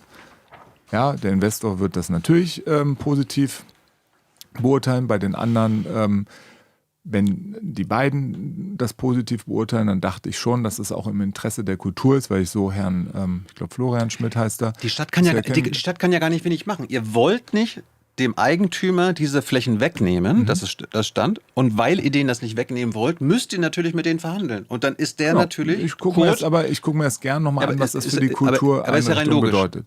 Weil ihr an dem Eigentum nichts ändern wollt, müsst ihr mit denen verhandeln. Ja. Und dann seid ihr natürlich immer mal mit kürzeren Hebel. Warum nicht wegnehmen? Vergesellschaften. Kulturflächen. Ich bin da absolut der Meinung, dass wir Kulturflächen brauchen, dass wir diese Räumlichkeiten benötigen und gerne. Nee, man kann auch über Rückkäufe nachdenken. Das haben wir auch in anderen Bereichen gemacht und es machen auch andere Städte. Aber Vergesellschaften wäre doch billiger. Nee, und dann auch darüber würden wir 10 Jahre diskutieren. Aber da werden wir vermutlich nicht zueinander kommen. Wo wir aber, glaube ich, einer Meinung sind, ist, dass wir diese Flächen für Kultur brauchen. Das habe ich auch immer gesagt. Letzte Frage, was ist dein Lieblingsclub in Berlin? Mein was? Dein Lieblingsclub? Mein Lieblingsclub? Aktuell gehe ich tatsächlich nicht so häufig in Clubs. Du hast jetzt ja 20 Jahre in Berlin gelebt. Wo bist du denn am liebsten hingegangen? Ich war schon in ganz vielen. Ganz früher bin ich in die alte Kantine, bin ich am häufigsten. Die gibt es auch noch. Ja. Geh doch mal wieder hin. Ja, gehe ich gern wieder hin. Aktuell ist ein bisschen wenig Zeit Vielleicht dafür. im September, am 20. September. Weil du doch noch die Wahl gewinnst. Ja, davon gehe ich aus. Steffen, vielen Dank für deine Zeit, dass Dankeschön. du dich grillen lassen hast. Die anderen werden auch bald gegrillt. Okay, jetzt kommt Hans mit ein paar Publikumsfragen. Okay, ich bin gespannt. Dankeschön. Auch übrigens aus Hannover. Ich habe das schon gehört. Ja. Nicht gebürtig. Aber aufgewachsen. Ja, Steffen, also das Thema Wohnen und Wohnraum würde ich nicht wundern. War sozusagen auch bei denen, die mitdiskutiert haben und gefragt haben, Hauptthema. Eine Frage war, Du willst niedrige Mieten und viel Sanierung und privates Eigentum, Klammer auf, also Rendite. Wie soll das alles gleichzeitig gehen? Siehst du da keinen Interessenkonflikt? Nee, sehe ich nicht. Woher der Leser oder die Leserin sieht, dass ich hohe Rendite will, weiß ich nicht, das habe ich nicht gesagt. Nein, da würde, das ist der Schluss, also wenn man sagt, es soll privates Wohneigentum geben, auch in größerem Umfang. Das machen Menschen selten aus altruistischen Gründen, sondern als Geschäftsmodell, aber wir damit als Staat, Rendite zu erwirtschaften. Ja, aber wir als Staat können ja den Rahmen setzen.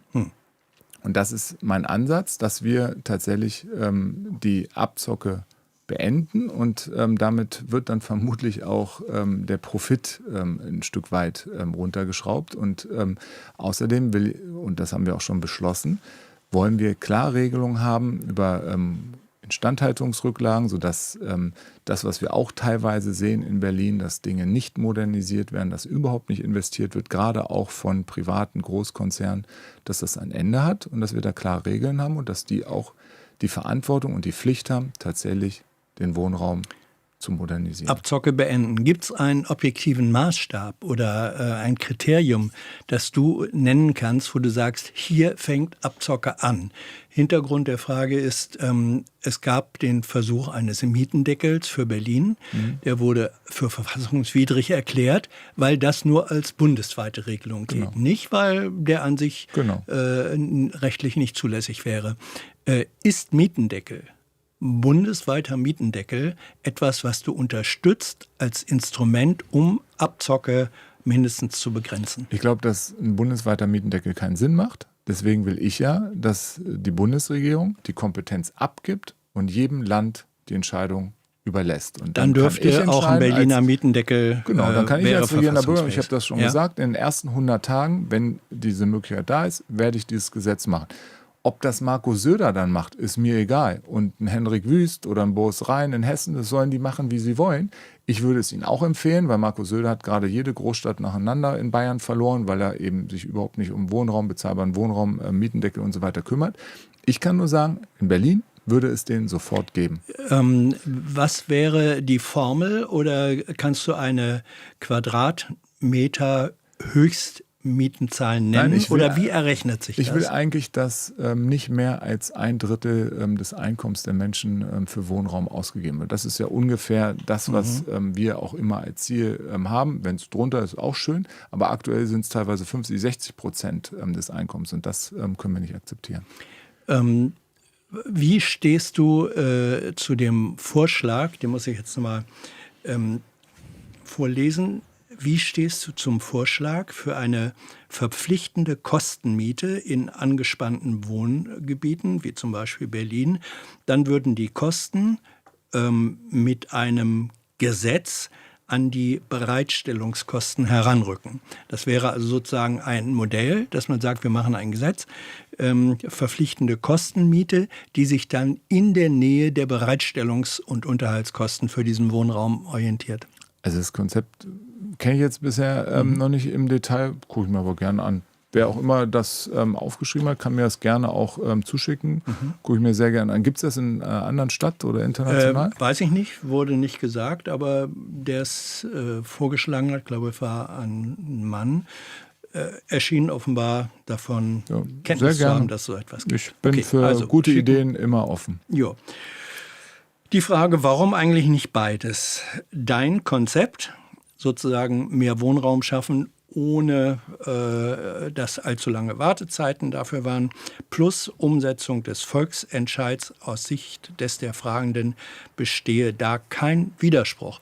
Die Expertenkommission hat es offenbar ähnlich gesehen, deine Partei auf einem früheren Parteitag ja auch. Ja, weil ich habe das ja auch schon gerade im Gespräch gesagt, mir geht es jetzt darum, dass wir sehr schnell Lösungen hinbekommen. Und da glaube ich, dass der Weg, den wir haben, der schnellste ist und dass uns für den anderen Weg auch ein Stück weit die Finanzen fehlen. Und deswegen plädiere ich für den Weg, den ich skizziert habe, ja mehrfach. Der Thilo hat ihn nicht ganz überzeugt, habe ich wahrgenommen, aber ich werbe für den. Was wärst du zu haben für einen, ich nenne es jetzt mal Deal, wie man in hohen Kreisen der Politik gelegentlich sagt, Zustimmung zu einer Randbebauung des Tempelhofer Feldes und dafür mindestens in Maßen eine Enteignung entsprechend dem eine Vergesellschaftung von besonders auffällig profitorientierten Wohnraum. Kann man das miteinander verbinden? Ich will ja gar keine Randbebauung. Also das wäre jetzt für mich nicht irgendwie so ein guter Deal. Ich will ja keine Bebauung auf dem Tempel. Überhaupt keine? Nein. Wärst du dafür, Thilo hat ja vorhin ein paar Namen, Daten genannt, wem welcher Wohnraum in Berlin gehört. Die Liste könnte man, glaube ich, noch weiter ausführen. Wärst du dafür als, sagen wir mal, Publikation der SPD oder auch des Senats von dir geführt, einen solchen katasterartigen Überblick, wem gehört der Wohnraum in Berlin, zu erstellen und zu publizieren? Also ich weiß jetzt nicht, wie lange die Recherche gedauert hat, aber das ist ja schon sehr öffentlich und also ich wüsste nicht, dass es so eine Broschüre gibt. Eine Broschüre gibt es nicht, aber aber die Informationen wenn man kann man sich zusammen holen. Und ich finde, wie gesagt, es geht um das Wichtigste, was wir haben. Bezahlbaren Wohnraum, überhaupt Wohnraum. Und da bin ich großer Fan von Transparenz, deswegen damit habe ich überhaupt gar kein Problem. Gut, also wenn sich in den Reihen eurer Partei Leute sagen, interessantes Projekt, lasst uns das doch mal aufschreiben, dass nicht jeder das sich hier und da zusammensuchen muss, sondern hier sagt die SPD mal, wem gehört eigentlich Berlin, dann mag jeder seine Schlüsse daraus ziehen. Fände da eine Unterstützung, richtig? Ich habe, wie gesagt, kein Problem damit, also dafür machen wir auch einen Mietenkataster, dass wir wirklich absolute Transparenz auf dem Wohnungsmarkt haben. Nächste Frage, auch wieder zum Thema Wohnen. Was soll eigentlich aus den Leerständen werden, die zum Teil verfallen? Jeder, der durch bestimmte Berliner Kieze geht, sieht die. Ja, und auch das wird gelöst im Mietenkataster, weil wir haben dann wirklich das Wissen, wo es überall Leerstand gibt. Und wir können uns keinen Leerstand hier leisten in Berlin. Und deswegen müssen wir die dann modernisieren. Es kommt natürlich dann auch darauf an, wem dieser Leerstand gehört.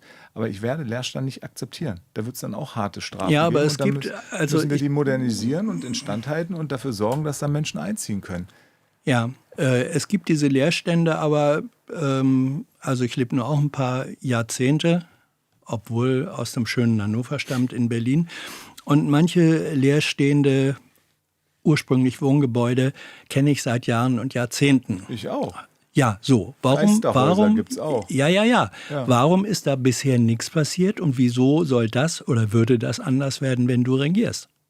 Weil wir da klare Regeln einziehen und dann auch handeln. Und das kann man. Das kann man auch unter den jetzigen gesetzlichen Rahmenbedingungen. Das machen auch andere Städte. Das gibt es in München, das gibt es in Frankfurt, das gibt es in Hamburg.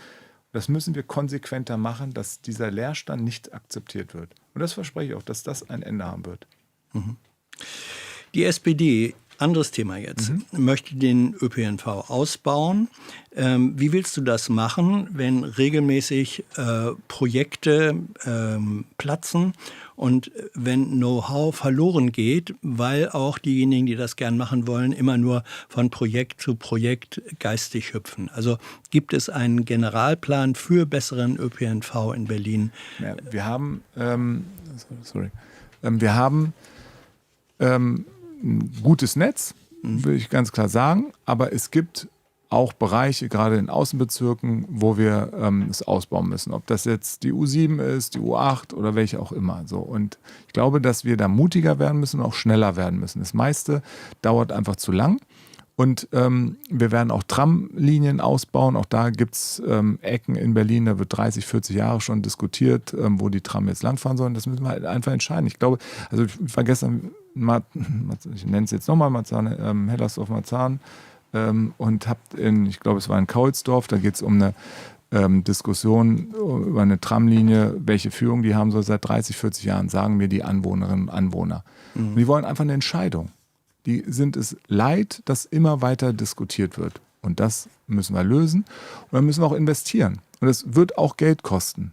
Kennst du das Luxemburger Modell des ÖPNV? Ich glaube, es ist kostenfrei. So ist es. Ja. Also, ich habe das immer auch in den Zeiten, in denen ich Verantwortung hatte für den öffentlichen Nahverkehr, so gemacht, dass ich ihn so günstig wie möglich gestalte. Ich habe das Deutschland-Ticket zum Beispiel umgewandelt in ein 30-Euro-Ticket pro Monat, also 1 Euro für Bus und Bahn deutschlandweit. Das haben wir subventioniert. Und ich glaube, dass es sinnvoll ist. Der ÖPNV muss günstiger werden, damit ihn sich alle leisten können. Deswegen bin ich auch so großer Fan vom Deutschlandticket. Das Deutschlandticket ist jetzt aber zu teuer. Aber es kostet jetzt 64 Genau, Euro. 63 aktuell noch. Ja. Es wird jetzt erhöht, aber ich bin der Meinung, es muss wieder absenken. Und ich habe das in meinem letzten Job so subventioniert für Jobticket, für Ehrenamtliche, für Sozialticket, Schüler, Jugendliche und so weiter, Azubis. Was ist deine Zielmarke für ÖPNV-Ticket Am Berlin? liebsten wäre mir ein Deutschlandticket für 29 Euro für alle. Ja. So. Und mittel- und langfristig wäre es das Beste, auch für Berlin, gerade für Berlin, wenn wir einen kostenfreien ÖPNV haben. Aber das ist aktuell nicht finanzierbar. Ja, lass uns mal Aber über die das über die Luxemburger machbaren Modell, ich Schritte. kenne Ja, das ja. Luxemburger Modell. Und das natürlich hilft das. Aktuell bin ich der Meinung, müssen wir auch mit der Bundesregierung darüber reden, warum das Deutschlandticket immer teurer wird. Ich habe ganz klar gesagt, als regierender Bürgermeister würde ich auch die Anteile, die Berlin zahlen muss, das ist eine 50-50-Finanzierung vom Bund und von den Ländern. Ich würde auch einen größeren Anteil zahlen, damit das Deutschlandticket nicht jedes Jahr teurer wird. Es muss wieder günstiger werden. Wir haben angefangen bei 9 Euro. Wir sind dann bei 49 Euro gewesen, dann 58, jetzt 63 und es muss wieder nach unten gehen. Übrigens beim Luxemburger Modell, es gibt eine interessante weitere Komponente. A, die Zahl der Pkw-Nutzer, die dauerhaft umgestiegen ist extrem hoch, liegt glaube ich bei 25 oder mehr Prozent, was relativ viel ist. Ja. Und B, die Betreiber des ÖPNV in Luxemburg sagen, das geht überhaupt nur, wenn wir nicht nur das Fahren kostenfrei für die Nutzer machen, sondern wenn die Qualität des Angebots hoch ist. Ja. Das bedeutet, es reicht nicht einfach zu sagen, wir fahren auf Verschleiß, dafür kostet es nichts, sondern A, muss es kostenarm, kostengünstig oder kostenfrei sein und B, muss die Qualität gesteigert werden von Strecke, von Personal, von Netz. Absolut. Es muss sauber sein, es muss digital sein, man muss WLAN drin haben, es muss sicher sein, es muss eine gute Anbindung, eine gute Taktung geben. Und wo willst du das Geld dafür hernehmen? Naja, das ist eine Prioritätenfrage. Und ich habe immer gesagt, Berlin ist die Hauptstadt des öffentlichen Nahverkehrs. Und ich glaube, dass wir hier auch schon einiges erreicht haben. BVG-Busse sind erneuert worden, Bahnen sind erneuert worden. Jeder Euro in den öffentlichen Nahverkehr ist ein guter Euro. Das lohnt sich und das sollten wir auch ausbauen. Aber ich kann jetzt auch nicht versprechen, dass es alles in den nächsten 5 Jahren sofort verändert wird. Aber was ich versprechen kann, ist, dass wir jeden Tag daran arbeiten. Und das gilt für all diese Punkte. Das gilt für die Sicherheit, für die Sauberkeit, für die Modernisierung und eben auch für die Preise. Wenn wir die Möglichkeit haben, das Deutschlandticket wieder günstiger zu machen, sollten wir es machen. Anderes Thema. Würdest du dich für eine unabhängige Behörde für die Kontrolle von PolizistInnen in Berlin einsetzen? In Klammern unabhängig von Polizei und Staatsanwaltschaft, auch einfacher zugänglich für Bürger und Bürgerinnen. Du weißt, es gibt viele Berichte, die es sehr skeptisch sehen, dass Polizei im Zweifelsfall sich selbst untersucht. Haben wir ja auch eben schon diskutiert. Ja. Es gibt ja Ansprechpersonen, es gibt das Landesantidiskriminierungsgesetz, es gibt Möglichkeiten da schon. Man kann sicherlich auch noch über andere Varianten nachdenken. Aber es gibt keine Institution als Institution, wo man sagt, die sind dafür jetzt zuständig. Ja. Man kann über all diese Dinge sprechen. Ich bin immer ein großer Fan davon, das so schnell und so unbürokratisch wie möglich zu machen, damit auch den Menschen dann geholfen werden kann.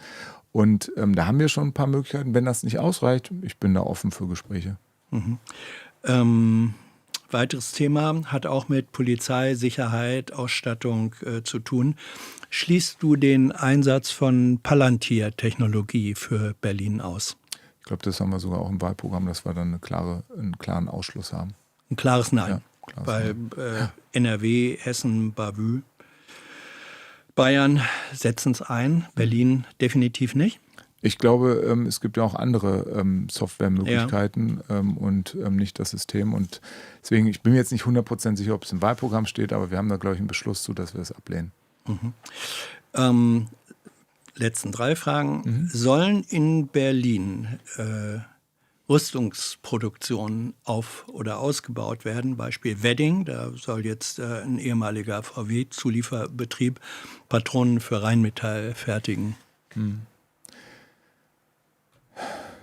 Als ich noch Staatssekretär für Wissenschaft und Forschung war, bis 2021, da haben wir diese Diskussion auch an den Universitäten geführt. Wir hatten Zivilklausel und so weiter. Und da gab es eine große Ablehnung für solche Tendenzen. Es hat sich aber ein bisschen was geändert seit Februar 2022, die Sicherheitslage. Und ich kann allen sagen, die jetzt auch sagen, sie sind dagegen. Ich kenne keinen Sozialdemokraten und keine Sozialdemokratin, die das gerne macht, diese veränderte Ja, aber wir Sicherheitslage. sprechen über Pierburg im Wedding. Genau. Sollen die Patronen bauen können für Und Rheinmetall ich bin der oder Meinung, nicht? dass wir aufgrund der neuen Sicherheitslage tatsächlich auch Rüstungsindustrie hier in Berlin haben werden. Wir sind da ein Standort. Und ich würde mir aber wünschen, wenn das so schnell wie möglich auch nicht mehr notwendig ist, weil wir alle, glaube ich, ein Interesse daran haben, dass wir so wenig wie möglich auch in Rüstung investieren müssen. Aber aktuell ist die Sicherheitslage einfach so, wie sie ist, dass wir jemanden haben, der gerade die Ukraine angreift und es auch nicht ausgeschlossen ist, dass er auch noch andere Länder angreift. Nimmt die SPD Berlin Spenden von Immobilienbesitzern und Konzernen? Das will ich nicht ausschließen. Es gibt Spenden, so wie bei jeder Partei, aber es gibt auch klare Linien. Und wir nehmen nicht von allen Spenden an. Von wem nicht? Wir nehmen zum Beispiel nicht von Personen Spenden an, die auch bekannt dafür sind, dass sie für die AfD spenden. Aber wenn es Konzerne oder Wohnraumeigentümer in größerem Maßstab sind, die sagen, warum nicht den netten Herrn Krach unterstützen, seine Partei? Das kann ich jetzt nicht. Also ich jedenfalls habe mit keinen irgendwelche geschäftlichen Beziehungen und da ist für mich ganz klar, dass es da auch keine Beeinflussung geben darf. Hier war ein Nachtrag zur Frage Leerstand, die wir besprochen haben. Demzufolge stehen in Berlin 40.000 Wohnungen leer. Wahnsinn. Ja, Wahnsinn, ne? Ja, ist Wahnsinn. Das würde schon mal wirklich, also Ja. das würde noch nicht ganz das Problem lösen. Warum nicht aber verbieten? Gucken Sie mal, Also, oder darfst duzen mich wir uns ruhig auch, duzen. ne? Ja, 40.000. Ja. Und die CDU will auf dem Tempelhofer Feld 20.000 Wohnungen bauen, Randbebauung oder 22.000. Dann will ich doch erstmal den Leerstand beenden. 40.000.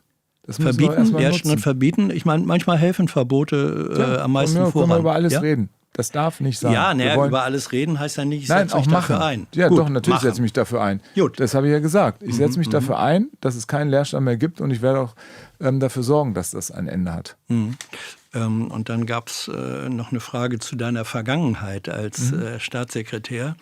Eine Aufstellung. An der FU sind 2/3 aller Räume, an der HU 94% aller Räume, an der TU 100% aller Räume sanierungsbedürftig. Sind das frühe Versäumnisse von Steffen Krach in seiner Staatssekretärsuniform? Eine Uniform hatte ich nicht schon an, klar, was aber gemeint ist. also, wir haben in den letzten 10 Jahren, ich habe einen Investitionspakt 2016 aufgelegt, wir haben rund 2,8 Milliarden Euro in die Universitäten investiert. So. Warum dann trotzdem dieser Verfall? Ja, weil wir in vielen Jahren davor zu wenig investiert haben. Und sowas wie an der TU will ich überhaupt nicht schönreden. Darf nicht passieren. Es gibt aber gleichzeitig in den letzten 6 Monaten 2 Eröffnungen von super neuen, hochmodernen Gebäuden an der TU in Höhe von locker 120, 130 Millionen Euro, wo wirklich etwas in die richtige Richtung geht. Da haben wir Forschungszentren, Kooperationsprojekte zwischen TU und Charité. So, aber ich will ja gar nicht schönreden. Es ist zu wenig in den Jahren davor auch passiert und es gibt zu viele Räumlichkeiten, die gerade den Studierenden nicht zur Verfügung stehen. Ich finde das auch eine Katastrophe, dass das gesamte TU-Hauptgebäude geschlossen ist. Und daran müssen wir arbeiten und das werden wir auch in den nächsten Jahren machen. Du kannst dich darauf verlassen und alle anderen auch. Ich komme aus dem Wissenschaftsbereich, bin Staatssekretär gewesen. Das ist mir wichtig. Und es muss möglich sein, dass wir das in den Griff bekommen. Und dann gibt es noch eine Nachlieferung. Ganz zu Beginn habt ihr gesprochen, dass du Verwaltungsratsvorsitzender bei der Sparkasse Hannover gewesen warst und welche Honorierung es dafür gab.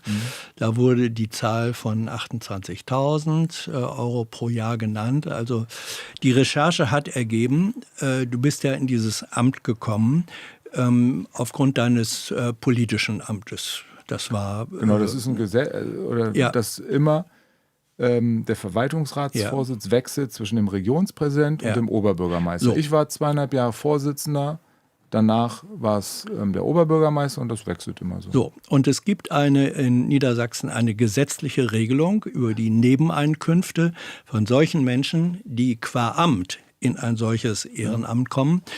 Demzufolge sind Nebeneinkünfte, die einen Grenzsatz von ungefähr 5.500 Euro im Jahr übersteigen, sind nicht zulässig, sondern müssen an die entsendende Kommune oder Region abgeführt werden. Darf man davon ausgehen, dass Steffen Krach ein gesetzestreuer Bürger war, der auch diesen Grenzwert eingehalten hat? Also das, was über 5.500 Euro im Jahr war, nicht behalten hat, sondern abgeführt hat. Also erstens, diese Grenze liegt nach meinen Informationen bei 9.300. Sie ist unterschiedlich, je nachdem, was man verdient hat. Ja. Die Entschädigung, die aus meiner Sicht nicht bei 28.000 Euro liegt, würde mich jedenfalls sehr stark wundern, weil ich habe sie nicht bekommen, die 28.000 Euro von der Sparkasse pro Jahr. Die fällt da nicht drunter. Also nach der niedersächsischen Gesetzeslage gibt es für das, was du da warst, Verwaltungsratsvorsitzender, sowieso nur Aufwandsentschädigungen, die sich nach Sitzungen und so weiter bemessen. Und da, ich weiß nicht, wie man da auf 10.000 oder mehr kommen kann.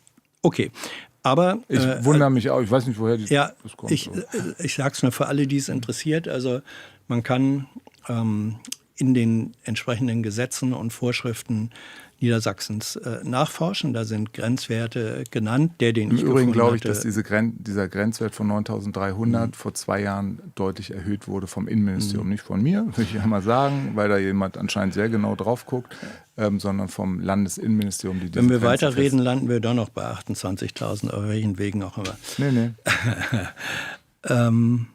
Von gelernten Hannoveraner zu geborenem Hannoveraner, welches ist dein Lieblingsfußballverein? Das habe ich ja Doch. auch schon sehr klar gesagt. Ich bin mit 12 Jahren Mitglied von Hannover 96 geworden. Immer noch? Das bin ich auch immer noch. Das werde ich auch bleiben. Und ich werde auch Hannover 96-Fan bleiben. Man muss authentisch sein und ich will auch authentisch sein. Und man wechselt den Fußballverein nicht einfach so. Aber ich drücke Hertha für die Saison, hat einen guten Saisonauftakt mit dem 1-0-Sieg in Bochum.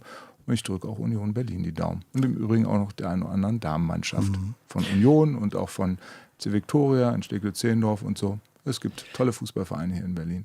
Was ist wahrscheinlicher, dass Steffen Krach regierender Bürgermeister wird oder dass Hannover 96 aufsteigt?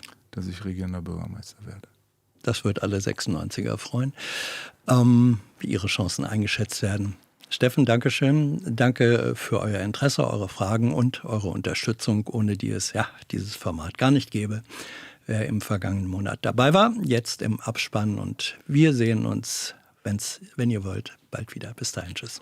Vielen Dank.